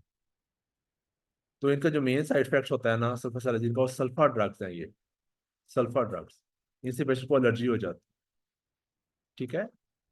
और ओलिगोस्पर्मिया, ये बड़ा इंपॉर्टेंट साइड इफेक्ट है का पेशेंट क्या हो सकता है, उसकी बेबी पैदा होने में मुश्किलात आ सकती है। अच्छा, क्या चीज? सल्फासेलाजिन। सल्फासेलाजिन में दो दवाइयां हैं, सल्फापिरिडीन और 5-AS, 5-aminosalicylate एसिड। जो 5-AS है इसका इफेक्ट इज एंटी इंफ्लेमेटरी, और सल्फापिरिडीन इज एंटीबायोटिक। लेकिन मजे की बात यह है कि हम सल्फासेलाजिन पूरा देते हैं ना, तो ये जाके काम गट में ही करता है, कोलन में जाकर काम करता है। कोलन के जो बैक्टीरिया है वो इसको तोड़ के दो हिस्से में डिवाइड करेंगे। अल्सरेटिव कोलाइटिस में हमें चाहिए एंटी इंफ्लेमेटरी इफेक्ट, हमें बॉडी में किसी और जगह एंटी इंफ्लेमेटरी नहीं चाहिए इफेक्ट, तो एंटी, क्योंकि वहां पे इन्फ्लेमेशन है ना, अल्सरेटिव कोलाइटिस में कॉन्टिस में इन्फ्लेमेशन कहाँ पे है, कोलन के अंदर, तो लोकली ये एक्टिवेट होता है जाकर। अच्छा जी, ये तो लोप्रामाइड। लोप्रामाइड हम लोग कहाँ यूज करते हैं, ये क्या चीज है? एंटी मोटिलिटी एजेंट है, वो डायरिया में नहीं देते होते एक कैप्सूल, एमोडियम, आइमोडियम, किसमें देते हो? डायरिया में, डायरिया में, लूज टूल्स में। देखो तो ये बेसिकली क्या चीज है, ये ओपियाइड एगोनिस्ट है। ओपियाइड क्या होते हैं? ड्रग ऑफ एडिक्शन, नशा होता है, शाबाश। तो नशे ही होते हैं सारे कॉन्स्टिपेट, तो गट की मोटिलिटी कम करता है। हाँ, तो ये गट की मोटिलिटी डिक्रीज करता है, कॉन्स्टिपेशन करवाता है, तो डायरिया में इसका यूज है। तो इसका जो कि साइड इफेक्ट इज डायरिया। फिर था ऑनसेट। ऑनसेट, ऑनसेट का मैक्स एक्शन पूछते होते हैं, बहुत कॉमन। ऑनडेनसेट्रॉन, ये सीरोटोनिन एंटेगोनिस्ट है, 5-HT3 एंटेगोनिस्ट है। तो 5, हाँ ये हम लोग, ये हम वॉमिटिंग में यूज करते हैं, ऐसी वॉमिटिंग जो कि किसी और चीज से ठीक नहीं हो रही, लाइक लाइक malignancy वाली, लाइक कीमोथेरेपी वाली। तो ऑनसेट बड़ा कॉमन हम लोग यूज करते हैं इमरजेंसीज के अंदर। वेगो स्टिमुलेशन कम करता है, powerful central acting anti antiemetic है। मुटिलिम आगे आ रही है, डोपेरिडोन और मिटोक्लोप्रोमाइड। डोपेरिडोन है इसमें लिखी, डोपेरिडोन ही लिखी हुई, मिटोक्लोप्रोमाइड लिखी हुई है। मिटोक्लोप्रोमाइड की बहन है डोपेरिडोन, मुटीरियम के अंदर डोपेरिडोन होती है, ठीक है। अच्छा, ondansetron is centrally acting anti emetic.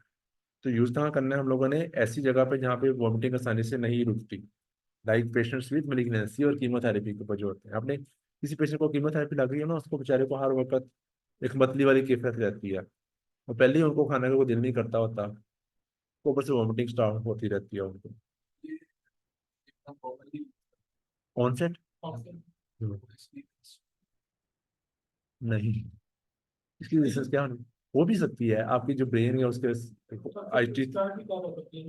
H3 जो है ना, हाँ, तो जल्दी मरीज ठीक हो जाएगा। हमारा मकसद यही होता है, हालांकि शुरू आपको शुरू सिंपल चीजों से करना चाहिए। मरीज करना चाहिए सौंफ वाला कावा पी, मरीज करना चाहिए खाना पीना रोक दो थोड़ी देर, आए क्यों है, टीका लगवाने का है, टीका, हाँ। मेरे अब्बू कहते थे, कहते जाते थे डॉक्टर फीस नहीं ना लोगे मरीज को आराम नहीं आएगा। ये आप लोगों के लिए एक प्रैक्टिकल पॉइंट में बता रहा हूँ। जब तक वो 5,000, आप तो किसी प्रोफेसर के पास चले जाएंगे, 4,500 फीस देंगे, वो आगे से मटीरियल और प्राइसिंग लिखेगा, जो हाउस ने भी लिखनी नहीं है, लेकिन वो बड़े सेटिस्फाइड होंगे कि 4,500 आया हुआ है। ठीक है ना।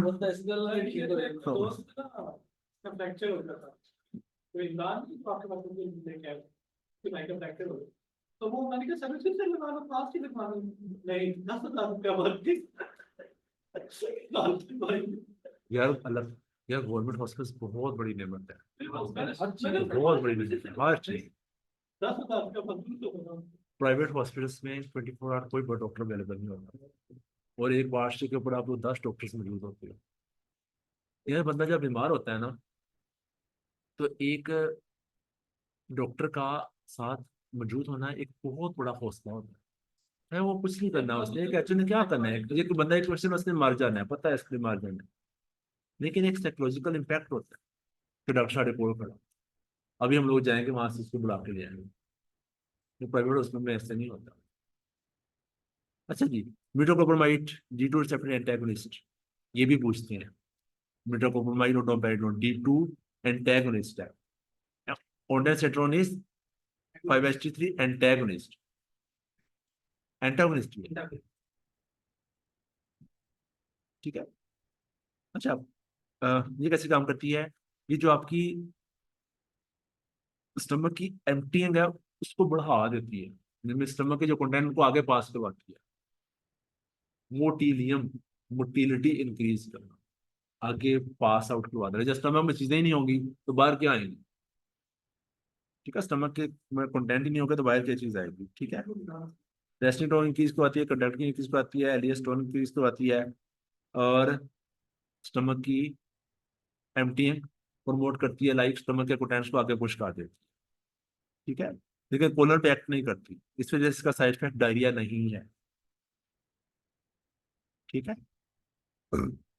जो वो पेशेंट्स जिनको डायबिटीज मेलिटस की वजह से गैस्ट्रोपेरेसिस हुआ हो, उन्हें हम बड़ा कॉमनली देते हैं ये। आपको पता है ना, डायबिटीज की कॉम्प्लिकेशन है न्यूरोपैथी। न्यूरोपैथी से क्या हो जाता है? डिफरेंट चीजें होती हैं, पाँव में जलन होती है, स्टमक के अंदर आपका ये स्टमक की मोटिलिटी है, under the influence of nerves है ना, तो नर्व डैमेज होगी तो स्टमक आगे नहीं चलेगा, इसलिए डायबिटिक पेशेंट कहते हैं टेढ़ पर या पर आ जाना। डॉक्टर साहब सुबह का खाना खाता हूं तक भूख ही नहीं लगी, सुबह का खाना बड़ा हुआ ना, स्टमक की मोटिलिटी कम हुई है। ठीक है। अच्छा, पार्किंसन इफेक्ट इंक्रीज कर सकती है भाई, क्योंकि D2 एंटागोनिस्ट है, वहां पे हमें D2 चाहिए। पार्किंसन इफेक्ट हो सकते हैं, टार्डिव डिस्काइनेसिया, आपने कई दफा देखा होगा पेशेंट को मैक्सिमम लगाते हैं उसकी गर्दन टेढ़ी हो जाती है, वो उसका साइड इफेक्ट, टार्डिव डिस्काइनेसिया। ये ये मैक्सिमम इंजेक्शन मेट्रोक्लोप्रामाइड होता है उसमें। बैटोकोप्रोमाइड होता है, अच्छा होता है, दोनों का मैकेनिज्म ऑफ एक्शन पे डिफरेंट है। ये H3 एंटागोनिस्ट है और ये D2 एंटागोनिस्ट है। फिर हम सर उसको उसी टाइम पे एहसास कैसे करेंगे कि मतलब या सर जो शुरू में एक्सोनोन से करना चाहिए, फिर बाद में आंसर देना चाहिए।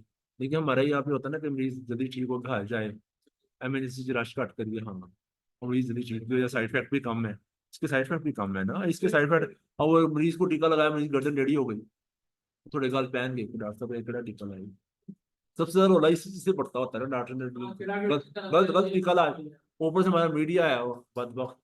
जितनी भी दवाइयां हैं सारी हैं तो केमिकल ना, रिएक्शन किसी को भी हो सकता है, लोगों को पेनोल से रिएक्शन होते हैं, मैंने देखा हुआ है, प्रोवैस तो कहते हैं, प्रोवैस खारिज शुरू हो जाती है, प्रोवैस क्या है, प्रोवैस पेनाडोल ही है ना, नॉर्मल साइन का जिससे में खारिज शुरू हो गई, ना से उसका जो वो खराब है, जो सस्ते वाला है, 30 रुपए का है वो ड्रिप सेट, हाँ, उसके अंदर से रेत निकल रही है, और ऐसे में कोई रिएक्शन हो गया, डॉक्टर का कसूर तो नहीं है ना। ये जो हम अक्सर लगाते हैं करके जो नेल्विन होती है ना, ये ओपिएड एगोनिस्ट, ओपियाइड है ना, ओपिएट्स में इसको नोजिया होता है, नोजिया नोजिया वोमिटिंग होता है, उसको प्रिवेंट करने के साथ मैक्सिमम इस वजह से लगाते होते हैं, ट्रेमोल के साथ भी इफेक्ट, और ट्रोपियाइड भी, ट्रोपियाइड, नेल्विन में और ट्रेमोल में फर्क ये है कि जो ट्रेमोल है वो सिंथेटिक एनालॉग है। अच्छा, जिन पेशेंट्स में ऑब्स्ट्रक्शन लग गए ना हमें, उनमें अब ये दवाई नहीं देनी चाहिए, उनको नहीं लगाना चाहिए, like surgical patients, bowel obstruction हमने पढ़ी थी ना सर्जरी के अंदर, उनमें हमने ये दवाई नहीं देनी। ठीक है।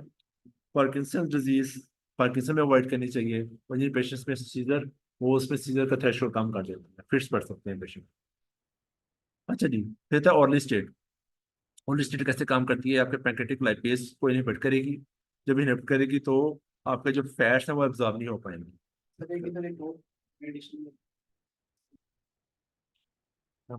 कौन सी है? एपिपिमेंट, हाँ, चलो इसमें इस डिक्शनरी लिखी, एंड पे लिखी हुई है, सब्सटेंस पी एंटेगोनिस्ट, यही काम करते हैं, चीज अच्छा, इस वजह से कह रहा हूँ फर्स्ट एड का चाहे 2012-13 का मॉडल पढ़ लो या 24 का पढ़ लो, वो बहुत ज्यादा चेंजेस नहीं है उसके। बेसिक्स में क्या चेंज आनी है, थोड़ी बहुत दुनिया में इजाफा होना है। अच्छा, और लिस्टेड क्या काम करती है, आपकी फैट की एब्जॉर्प्शन ही करवाएगी। अब मैंने आप लोगों को चीज याद करवाई थी, चाहे वो एक कार्बोज है, चाहे वो अर्ली स्टेट है, जो चीज एब्जॉर्प्शन को कम करती है ना, वो पेट खराब करती है। साफ सा है, जब जब फैट अब्जॉर्ब नहीं होगी तो फैट मोशन में निकलेगी, तो मोशन में निकलेगी तो पेशेंट को abdominal pain, flatulence, gas production, steatorrhoea, ठीक है, और फैट सॉल्युबल विटामिन्स का डिजीज हो जाता है। ठीक है, आज मच्छर बहुत ही नहीं।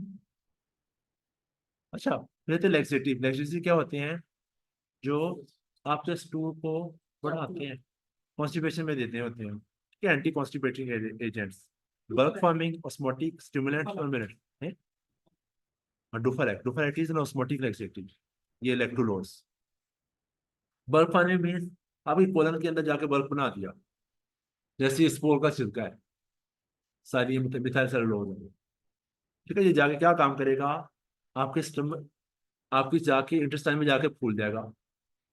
इंटेस्टाइन में जाके जाके फूलेगा तो इंटेस्टाइन स्टिमुलेट होगी मूव करने के लिए, वॉमिटिंग, उसकी मूवमेंट हो जाएगी।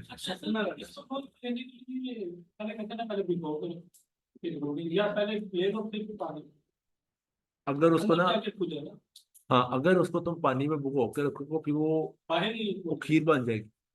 नहीं सर, अक्सर हाँ, इसमें पानी दूध में डालते साथ ही ले लेना है, साथ ही लेना। अगर नहीं लोगे तो उधर ही फूल जाएगा वो, और फिर वो खीर बन जाएगी। देखा होगा दही में भी इसी वजह से बड़ा कॉमन है। हाँ, 2 मिनट की खैर है, खैर है ना, वो आधा घंटा भूखो के रखो। ठीक है ना, तो इसका मेरे साइड में ब्लोटिंग ही आता है।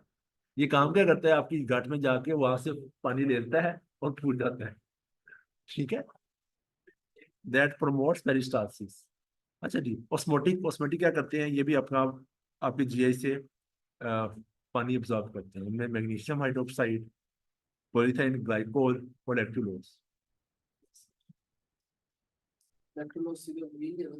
लैक्टुलोज का काम जो है ना जीआई के अंदर, वो बड़ा इंपॉर्टेंट है, काम है, स्पेशली सीएलडी के पेशेंट्स को, एनकैफ के पेशेंट में देते हैं। एनकैफ के पेशेंट में ये अमोनिया जो होता है ना, वो करवा रहा होता है एनकेफेलोपैथी, ये अमोनिया को अमोनियम आयन में कन्वर्ट करते हैं, ठीक है। बेसिकली होता क्या है, आपको जो लैक्टोलोज है ना, ये जाकर कन्वर्ट होता है शॉर्ट चेन फैटी एसिड्स के अंदर, short chain fatty acids like lactic acid and acetic acid. तो गट का मूवमेंट एसिडिक हो जाएगा, एच आयन में इजाफा हो जाएगा, तो अमोनिया जो है ना एच आयन के साथ मिलकर क्या बनाएगा, अमोनियम आयन। जो अमोनियम आयन होगा वो एब्जॉर्ब नहीं होगा, तो बेसिकली इनका बेहतर हो जाएगी। ये इसका मैकेनिज्म एक्शन है, ठीक है। अच्छा, स्टिमुलेंट्स, सीना, ये रोबर, वो भी इसी काम है, जिससे बात है ताकि अमोनिया की एब्जॉर्प्शन ना हो। इस वजह से डोफालैक जो है वो सीएलडी में इंपॉर्टेंट इनका प्रोडक्ट में। हाँ, अमोनिया कर सकता है ब्लड ब्रेन बैरियर को, फैट सॉल्युबल है, आपके मेम्ब्रेन में से गुजर जाता है, जबकि अमोनियम आयन वो नहीं गुजरेगा, वो लाइपोफोबिक हो गया, ठीक है। अच्छा जी, ये सीना, पिछले दिनों सना मक्की का काबा मशहूर हुआ था, रिमेम्बर, कोविड के अंदर। सना मक्की, सना मक्की आपने बड़ा सुना होगा, जो 100 रुपए का आधा किलो मिलती होती थी, वो 100 रुपए की एक्स्ट्रा टांग देना शुरू हो गए थे। हकीमों की दुकानों में बड़ा कॉमन है, तो इसका कावा लोग बड़ा पीते हैं। तो ये बेसिकली इंटेरिनल स्टिमुलेशन करवाता है, कॉर्निक कंट्रैक्शन करवाता है, इस डायरिया होता है इसके साथ, ठीक है। अच्छा, हाई लेवल एग्जामिनेशन में एक क्वेश्चन आता था, मेलानोसिस कोलाई। मेलानोसिस कोलाई क्या होता है, जब पेशेंट स्टिमुलेंट्स ज्यादा लेता है ना, तो उसकी जो कोलन होती है ना, उसके अंदर मेलानिन पिगमेंटेशन हो जाती है, मेलानोसिस कोलाई, तो अंदर से ऐसे काली काली नजर आती है। तो ये देखो, कोलन ऐसे काली काली नजर आती है, ये किस चीज का साइड इफेक्ट है, जो पेशेंट ज्यादा लैक्सेटिव्स ले रहा होता है। तो ये इसका साइड इफेक्ट, ये इम्तिहानी नुक्ता निगाह से बड़ा इंपॉर्टेंट साइड इफेक्ट है ये वाला, स्पेशली यूएसएमएल प्लैब के लिए, ठीक है। देखते हैं इमोलियंट्स, इमोलियंट्स में डेक्टोसेट है, डेक्टोसेट क्या काम करता है, वाटर और फैट ज्यादा पुश करता है आपके स्टूल के अंदर, तो साथ ही कॉन्स्टिपेशन को रिलीव करवा देगा। ठीक है। उनके ज्यादा शिक्षा खाने से भी हो सकता है। तो ज्यादा सिरका खाने से, ज्यादा ये स्टिमुलेंट लेने से, नेचुरल चीज इसका। अच्छा, ये प्रेपिटेंट इज सब्सटेंस पी एंटागोनिस्ट, ये आपकी न्यूरोकाइनिन इनहिबिटर है। ये होगा क्या कि न्यूरोकाइनिन जो है वो आपकी एंटी मोटिलिटी है, तो ये वोमिटिंग के लिए यूज होती है। वोमिटिंग ऐसी जो कीमोथेरेपी की वजह से हो रही है। और आपके पास कौन सा कीजिए ना। तो नहीं पता। और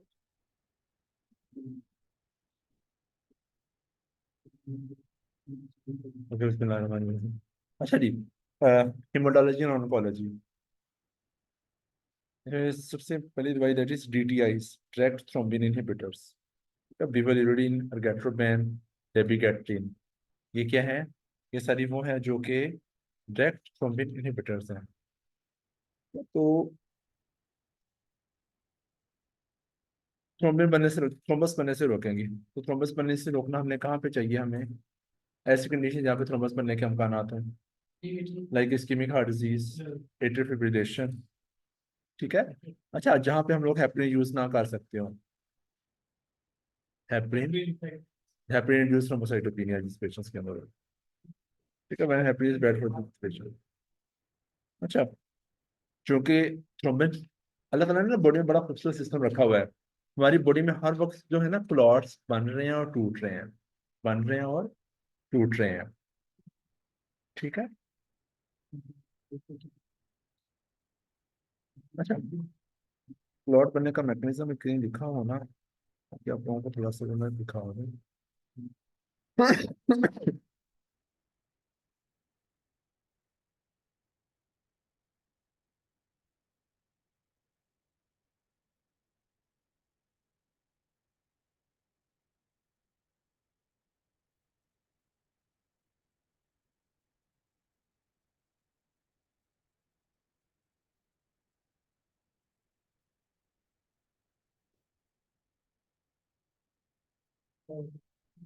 ये देखो, कोagulation पाथ से शुरू शुरू में, तो ये एक निजी पाथवे होता है, एक्सचेंजी पाथवे होता है। आपके प्रोटीन फैक्टर्स एंड पे ना थ्रोम्बिन बनता है। थ्रोम्बिन क्या काम करता है? फाइब्रिनोजन और फाइब्रिन में कन्वर्ट करता है। तो फाइब्रिन जो होते हैं वो जाके इकट्ठे होके ऐसे एक मैश वर्क बनाते हैं। मैश वर्क बन के उस जो प्लेटर प्लग होता है उसके ऊपर जाके जुड़ जाते हैं। ठीक है, तो ये ऐसे जैसे वेल्डिंग आपने कर दिया उसके ऊपर। तो ये थ्रोम्बिन चूंकि इनहिबिट जब हो जाएगा तो ये वाला एंड एंड पॉइंट जो है वो नहीं होगा। तो DTI means direct thrombin inhibitors. DTI means direct thrombin inhibitors. तो थ्रोम्बोलिटिक्स जो होते हैं, जो ऐसे थ्रोम्बिस बन चुका हुआ है उसको जाके, जो पहले क्लॉट बन चुका है उसको जाके तोड़ेंगे, उनको थ्रोम्बोलिटिक्स कहते हैं। एंटीप्लेटर्स क्या होते हैं? जो जो प्लेटेड प्लग बन रहा है उसको जाके वो तोड़ेंगे। ठीक है। और हेपरिन और वारफरिन कैसे काम करते हैं? वो आपके यहाँ पे काम कर रहे थे। एंटी थ्रोम्बिन जो बॉडी का अपना, हेपरिन जैसे एंटी थ्रोम्बिन जो बॉडी का अपना एंटीकोगुलेंट था, उसकी एक्टिविटी को बढ़ाते हैं। इस तस्वीर पे हम दोबारा फिर आएंगे। ठीक है। तो जो लो मोलेक्युलर हेपरिन होती है, जो बॉडी का अपना एंटीकोगुलेंट सिस्टम होता है ना, उसको वो कर रहा होता है। फिर 10A इनहिबिटर होता है, फिर 10A इनहिबिटर होता है आपका, जो आपकी ये है इनोक्साप्रिन वगैरह। ठीक है, इस तस्वीर पे हम दोबारा फिर आएंगे। अभी पहले आगे कर लें फिर। DTI की समझ लग गई? Direct thrombin inhibitor. तो इसका मेन साइड इफेक्ट क्या होगा? जब थ्रोम्बस नहीं मारेगा तो साइड इफेक्ट क्या हो सकती है? ब्लीडिंग हो सकती है। शाबाश। तो इस डेबिगेट्रिन का इफेक्ट हम खत्म कर सकते हैं आइडियली यूज मैप के साथ, मैप्स के साथ। और किसी पेशेंट को ब्लीडिंग हो रही हो हमेशा, तो उसको क्या करना चाहिए? इंजेक्शन लगाना चाहिए हाँ, उसको ब्लड लगाएंगे, उसका FFPs लगाएंगे, उसको विटामिन K देंगे, कैल्शियम देंगे, ट्रांजामिन देंगे। ठीक है। अच्छा जी, heparin, one of the most important, सबसे मशहूर दवाई वार्ड्स में यूज करने के लिए और इम्तिहान में आने के लिए भी, दैट इज हेपरिन। हेपरिन क्या काम करती है? ये बॉडी का जो नेचुरल एंटीकोगुलेंट होती है उसके इफेक्ट को बढ़ा देती है। एंटीथ्रोम्बिन बॉडी का नेचुरल, जैसे मैंने कहा ना, बॉडी में क्लॉट बन रहे हैं और टूट रहे हैं, ये उसके इफेक्ट को बढ़ाती है, तो एक्टिवेट्स एंटीथ्रोम्बिन, ठीक है, which leads to decrease action of 2A and factor 10A। Heparin जो होती है ना, जिसको क्या अनफ्रैक्चर्ड हेपरिन, इसका काम क्या होता है, ये आईवी हम लोग देते हैं इन्फियन की फॉर्म में, इसकी हाफ लाइफ थोड़ी होती है, ठीक है। अच्छा, एक हेपरिन यूज होती है जिसको कहते हैं लो मॉलिक्यूलर हेपरिन, इनकी हाफ लाइफ ज्यादा होती है, ये ज्यादा देर तक काम करती है, इसका इंजेक्शन लगता है 24 आवर्स में एक दफा, जबकि इसकी क्या होती है, इसको हम कंटिन्यूस इन्फियन देते हैं, ठीक है। अच्छा, हम लोग यूज कहाँ पे करेंगे, जहाँ पे हमने क्लॉट बना हुआ है, अब उस क्लॉट को आगे फैलने से बचाना है, like DBT, like pulmonary embolism, ठीक है, ये क्लॉट को तोड़ेगी नहीं, हाँ साफ साफ है, ये क्लॉट को तोड़ेगी नहीं, क्लॉट को आहिस्ता आहिस्ता पिघलाएगी, कि बॉडी की अपना एंटीथ्रोम्बिन उसके इफेक्ट को बढ़ा रही है ये, ठीक है। ब्लीडिंग इसका फिर साइड क्लिनिकल यूजेस पे हो गया, pulmonary embolism, acute coronary syndrome, MI, DVT during pregnancy. इसको हम लोग, एक क्वेश्चन आता था कि मॉनिटर कैसे करते हैं, तो एपीडीटी टेस्ट से मॉनिटर करते हैं, एपीडीटी से, एपीडीटी से मैं वारफेन पढ़ा लूँ, फिर मैं इसका आप लोगों को फार्मूला भी बताता हूँ, फिर याद रखने का। इसका main side effect is bleeding, साफ ज़ाहिर है ब्लड को जमने से रोक रही है। दूसरा side effect, important side effect, thrombocytopenia, जिसको हम हिट कहते हैं, हेपरिन इंड्यूस्ड थ्रोम्बोसाइटोपेनिया, ठीक है। हड्डियों में घुस जाती है, ऑस्टियोपोरोसिस करवाती है, डिफरेंट ड्रग्स से इसका इंटरेक्शन हो सकता है, ठीक है। तो इसका जो अगर किसी पेशेंट को हैप्पीनेस ज्यादा लग जाए तो क्या होगा, उसको ब्रीडिंग कम का ना ज्यादा हो गया, अगर उसको ब्रीडिंग स्टार्ट हो जाती है, हमने उसको एंटीडोट देना है, एंटीडोट इसका क्या है, प्रोटामिन सल्फेट, प्रोटामिन सल्फेट, ठीक है। तो ये मैंने जिस जिस चीज पे मैंने गोलदारा लगाया है ना, ये वो पॉइंट्स हैं जो एग्जाम रिलेटेड पॉइंट्स हैं, ठीक है। अगर हैपनिंग ज्यादा मिल गया तो क्या दवाई देनी है, प्रोटामिन सल्फेट, और हैपनिंग को मॉनिटर किस चीज से करना है, एपीडीटी के साथ।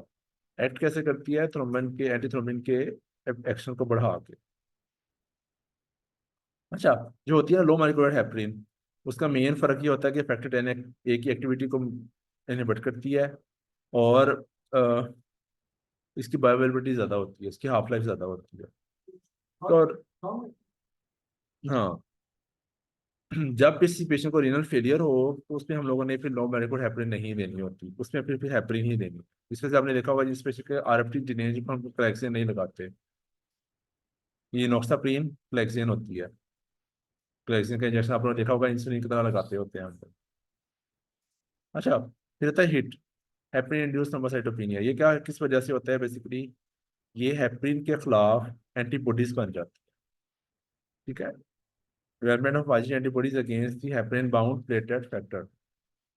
इससे होगा क्या, आपके जो प्लेटलेट्स हैं वो थ्रोम्बोस होके यूज अप हो जाएंगे, यूज अप हो जाएंगे तो बॉडी में प्लेटलेट्स डिक्रीज हो जाएंगे, ठीक है। हेपेटाइटिस का पेशेंट दो तरह का होता है, टाइप 1 एंड टाइप 2। टाइप 1 के अंदर उसके प्लेटलेट के अपने खिलाफ एंटीबॉडीज बनती हैं, जबकि इसमें जो हेपेरिन बाउंड प्लेटलेट फैक्टर उसके खिलाफ एंटीबॉडीज बन रही है। हिट 1 ज्यादा डेंजरस नहीं है, हिट 2 ज्यादा डेंजरस है, ठीक है। फिर नेक्स्ट इंपॉर्टेंट दवाई इज वारफरीन। हेपेरिन जो कि आईवी है और टीके की सूरत के अंदर है, एक्सपेंसिव भी है, हॉस्पिटल में रहते हुए लगेगा, जबकि वारफरीन ओरल एंटीकोगुलेंट है, इसको हम लंबे अरसे के लिए दे सकते हैं, ठीक है। हेपरिन के साथ जो लफ्ज याद रखते हैं, that is epoxide reductase inhibitor है। तो इपोक्साइड रिडक्टेज एंजाइम है, वो आपकी विटामिन के की एक्टिवेशन के लिए चाहिए। विटामिन के जो है वो कौन से प्रोटीन फैक्टर्स को बनाने में हेल्प कर रहा होता है, मैंने याद करवाया था, 2, 7, 9 और 10, 1972 में याद करवाया था, ठीक है, 2, 7, 9 और 10, ठीक है। तो 2, 7, 9, 10 नहीं बनेंगे, और साथ ये है clotting factors, 2, 7, 9, 10 clotting factors clotting में हेल्प करते हैं, और लेकिन वारफिन जो है बॉडी की नेचुरल एंटीकोगुलेंट्स भी बना रहा है, वो कौन से, बॉडी की नेचुरल एंटी कोगुलेंट्स भी बना रहा है, वो कौन कौन सी हैं? Protein C and protein S. ये बॉडी की natural coagulants, anti coagulants sorry.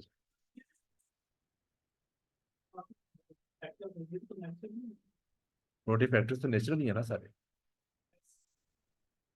वो एंटी कोगुलेंट्स। ठीक है।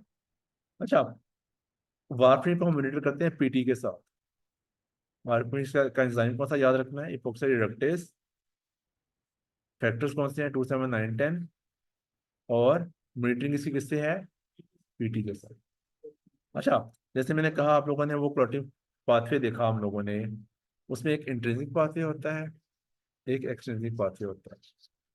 ठीक है। एक्सट्रिंसिक के साथ पैट लफ्ज याद रखना है, और इंट्रिंसिक के साथ पिट याद रखना है। PITT। Intrinsic pathway is mediated by APDT, extrinsic pathway is mediated by PT, pit and pet, pit and हाँ PITT। पेट में एक्सट्रिंसिक पाथ, ठीक है, एक्सट्रिंसिक पाथ ये हम लोगों ने अभी पढ़ा था ना पहले, भी थोड़ी देर पहले मैंने आपको तस्वीर दिखाई थी, दोबारा तस्वीर दिखाता हूँ। वो पाथवे इंपॉर्टेंट है।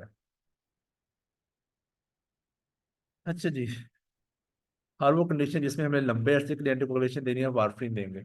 सावधान है, जो देखा होगा आप लोगों ने, PHC के अंदर अलग से एक INR क्लिनिक बना हुआ है। INR इज PT,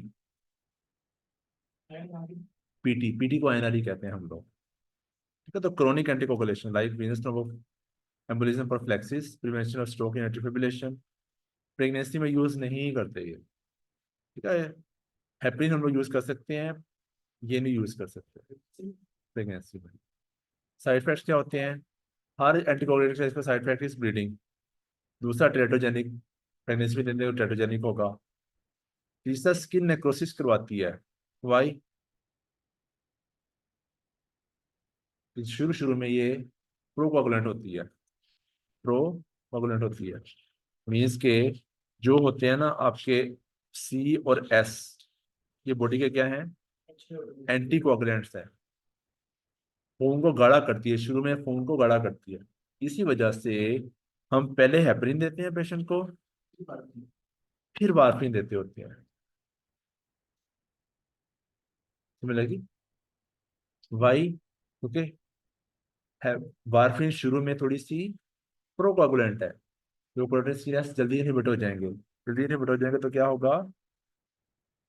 क्लॉट बनने के अमकान ज्यादा हो जाएंगे। ठीक है, तो स्किन के नीचे छोटी छोटी वेसल्स क्लॉट होती हैं, तो पेशेंट की स्किन की नेक्रोसिस हो जाती है। ठीक है। Factor C depletes before existing factor 2 and X, that is why it's procoagulant या हाइपरकोगुलेशन। इस वजह से स्किन नेक्रोसिस होती है। ठीक है। इस वजह से हेपरिन की हम लोग ब्रीजिंग करते हैं। ब्रीजिंग से क्या मुराद है? कि हेपरिन शुरू करने, वार्फरिन शुरू करने से पहले हम लोग हेपरिन लगाते हैं पेशेंट। ठीक है। अच्छा जी, हेपरिन और वार्फरिन के side by side, heparin is IV, warfarin is oral, लंबे अरसे के लिए लेनी है। हेपरिन की site of action is blood, means के एंटीथ्रोम्बिन 3 की एक्टिविटी को बढ़ाता है। वार्फरिन का mechanism action is liver. Why? Protein factor, protein factor से कहाँ से बनना है? लिवर से बनना है ना। ऑनसेट रिएक्शन हेपरिन का रैपिड है, इसका स्लो है। मैकेनिज्म एक्शन है एंटीथ्रोम्बिन 3 की एक्टिविटी को बढ़ाती है, जबकि ये vitamin K dependent protein factors को कम करती है। ये रैपिडली एक्ट करेगी, जल्दी इफेक्ट आना शुरू हो जाएगा, ये डेज पे जाकर इसका इफेक्ट आएगा। इसकी रिवर्सल के लिए अगर टॉक्सिसिटी हो जाए, हम पेशेंट को प्रोटामिन सल्फेट देते हैं। इसके लिए हम पेशेंट को विटामिन K या FFPs लगाते हैं। ठीक है। इसकी मॉनिटरिंग PDT से होती है, इसकी मॉनिटरिंग PT से होती है। हाँ, विटामिन K देते होते हैं पेशेंट्स को। अच्छा, ये जो प्लेसेंटा है, इसको हेपरिन क्रॉस नहीं करती, इस वजह से हम लोग प्रेगनेंसी में हेपरिन दे सकते हैं, जबकि ये क्रॉस करती है, इसमें नहीं दे सकते। ठीक है। अच्छा, वार्फरिन का लफ्ज कहाँ से निकला हुआ है? सही कह रहे हो। हाँ हाँ, लोगों की खुराक में शामिल करते थे, लोगों को ब्लीडिंग होती थी, वो मर जाते थे। अच्छा, ये चूहे मार गोली भी है, कोई बात नहीं। वारफेन चूहे मार गोली, ये मैंने आप लोगों को कहानी सुनाई भी हुई है शायद वीडियो में। हाँ, प्यास लगती है, चूहे बाहर जाके मरेंगे, आपने पढ़ा होगा ना। आपने अगर घर के अंदर चूहा देखा हो तो हमने हिट, एक तो उसको हिट हो जाए ना चूहा, फिर बचता नहीं है, वो मर जाता है। तो इसका एज एन पेस्टिसाइड भी हम लोग यूज करते हैं, उसमें सर वो पॉपुलेशन उसमें नहीं आती है। क्योंकि चूहे जो होते हैं उनके अंदर कोऑक्टेशन, ब्लड जमाने वाला मैकेनिज्म ही नहीं होता। इस वजह से जब चूहे को ब्लीडिंग स्टार्ट होती है अंदर से, तो उसको प्यास लगती है, प्यास लगती है तो पानी पे जाता है, पानी आपको बाहर से मिलेगा, उसको अंदर पानी पड़ा हुआ तो फिर अंदर ही मार जाएगा। अस्तगफिरुल्लाह, हिसाब से। और उसके बाद ब्रेन डैमेज हो जाता है। चूहा एपोमेनिक शॉक में चला जाता है, यस जाता है डेफिनेटली, मरने से पहले उसके जाता ही है, देखा जाए तो ऐसी है। यही बनता है डेफिनेटली। अच्छा जी, ये रहते हैं आपके डायरेक्ट फैक्टर 10 इनहिबिटर्स, एपिक्सीबेनन, रिवारोक्साबैन, ये हम पिछले दिनों बहुत यूज करते रहे हैं। तो उसके अंदर जो पेशेंट जिनको हम लोगों ने वार्फिन देनी है ना, वार्फिन के साइड इफेक्ट्स वो होते हैं, तो उनको हम लोग ये रिवारोक्साबैन भी दे सकते हैं। तो ये डायरेक्ट फैक्टर 10 इनहिबिटर्स है, ठीक है। इनका मैकेनिज्म, इनका भी क्लिनिकल यूज वही है, लाइक डीबीटी में प्राइमरी एम्बोलिज्म से की ट्रीटमेंट और प्रोफिलैक्सिस के लिए। साइड इफेक्ट्स इनके भी वही हैं कि पेशेंट को वो होगा, ब्लीडिंग होगी, ठीक है। इस ब्लीडिंग को रोकने के लिए हम लोग एंटीसेंट अल्फा यूज करते हैं रिवारोक्साबैन के लिए। ये नहीं, अच्छा जी,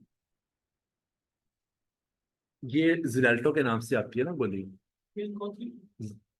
रिवारोक्साबैन, एक्सेप्ट एक्सेप्ट एक्ससीपीटी और जिराल्टो, तो बड़ी मशहूर दवाइयां हैं दोनों। किस नाम से? एक्ससीपीटी, ये बड़ा हम लोग कोविड में बहुत यूज किया है इसको। अच्छा, कहते हैं थ्रोम्बोलिटिक्स। अब जो क्लोट बन चुका है ना, उसको तोड़ना जरूरी है। तोड़ना जरूरी क्यों है? ब्लॉकेज करेगा सर। क्योंकि ब्लड सप्लाई बंद हो रही है, ब्लड सप्लाई थोड़ी देर और रही तो क्या हो जाएगा, परमानेंट डैमेज हो जाएगा, शॉक नहीं, परमानेंट डैमेज हो जाएगा।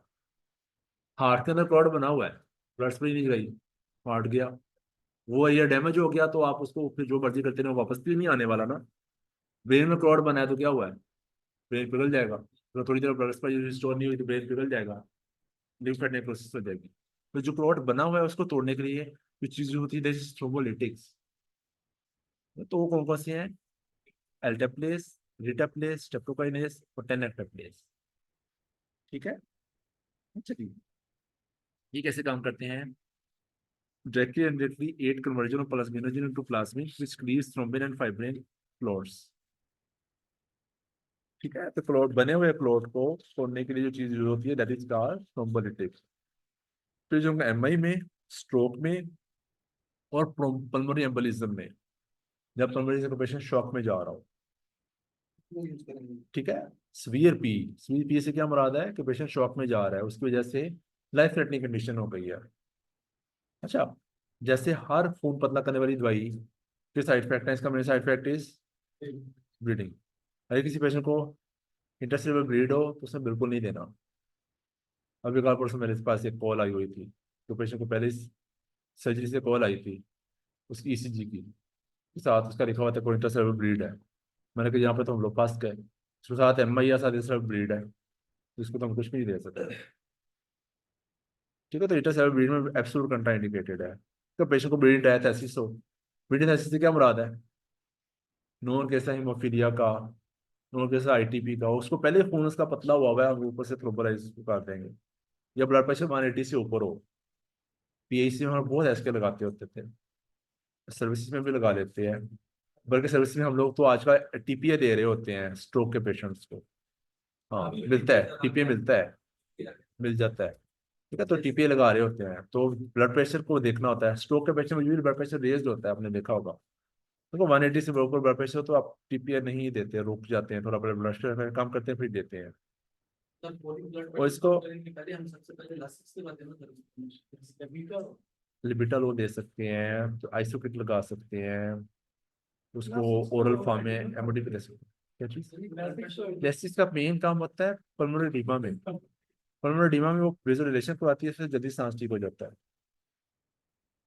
अच्छा, अगर खुदा ना खास्ता किसी पेशेंट को थ्रोम्बोलिटिस से ब्लीडिंग स्टार्ट हो गई है ना, उसको हम फिर क्या करेंगे, एंटीफार्मेटिक लाइक ट्रांजामीन, प्लेटलेट्स और एफएफपीस, ठीक है, या प्रोथर्मिक कॉम्प्लेक्स देते होते हैं। अच्छा जी, एंड के ऊपर जो है वो ADP receptor antagonist like clopidogrel, prasugrel, ticagrelor और टाइक्लोपिडिन, ये क्या है, एडीपी रिसेप्टर इनहिबिटर्स हैं। आपके जो प्लेटलेट्स होते हैं ना सिर्फ इकट्ठे होते हैं बल्कि आपस में जुड़ भी जाते हैं।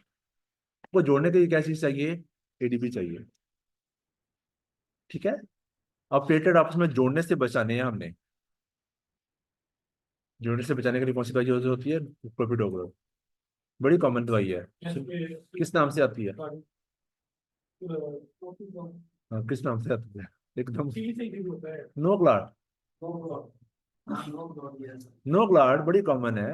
हम देते नहीं उसमें इमरजेंसी में नो फ्लोट और हाँ, एस्पिरिन देते होते हैं, शाबाश। ये तो ये कैसे एक्ट करती है, एडीपी रिसेप्टर्स पे इरिवर्सिबल ब्लॉक करेगी, जिससे क्या होगा, प्लेटलेट एग्रीगेट नहीं करेंगे तो वो बिखर जाएगी, वो प्लेटलेट प्लग नहीं बनेगा। तो और ग्लाइकोप्रोटीन 2p3 की जो होती है ना एक्सप्रेशन, उसको भी ये रोकती है। अच्छा, यूजेस वही ACS in ischaemic heart disease, stenting, heart में स्टंट पड़ा हुआ है, ऊपर क्लॉट आके बन गया, तो क्या फायदा हो स्टंट डालने का, स्टंट ब्लॉक हो गया, थ्रोम्बोटिक स्ट्रोक को कम करने के लिए, ठीक है। इसका मेन साइड इफेक्ट इज न्यूट्रोपिनिया, ये साइड इफेक्ट आता होता है टाइक्लोपिडिन का साइड इफेक्ट, ध्यान। टीटीपी भी हो सकता है, thrombotic thrombocytopenic purpura. Last topic is glycoprotein 2b3 inhibitors. ये हम लोग उन पेशेंट्स को देते हैं जो लोग वेट कर रहे होते हैं पीसीआई का, पीसीसी में एप्टिफिबाटाइड और टाइरोफिपान। ये क्या चीज़ है, ये ग्लाइकोप्रोटीन 2b3 इनहिबिटर्स हैं। ये भी प्लेटलेट की एग्रीगेशन को, उनकी एक्टिवेशन को रोकती है, ठीक है।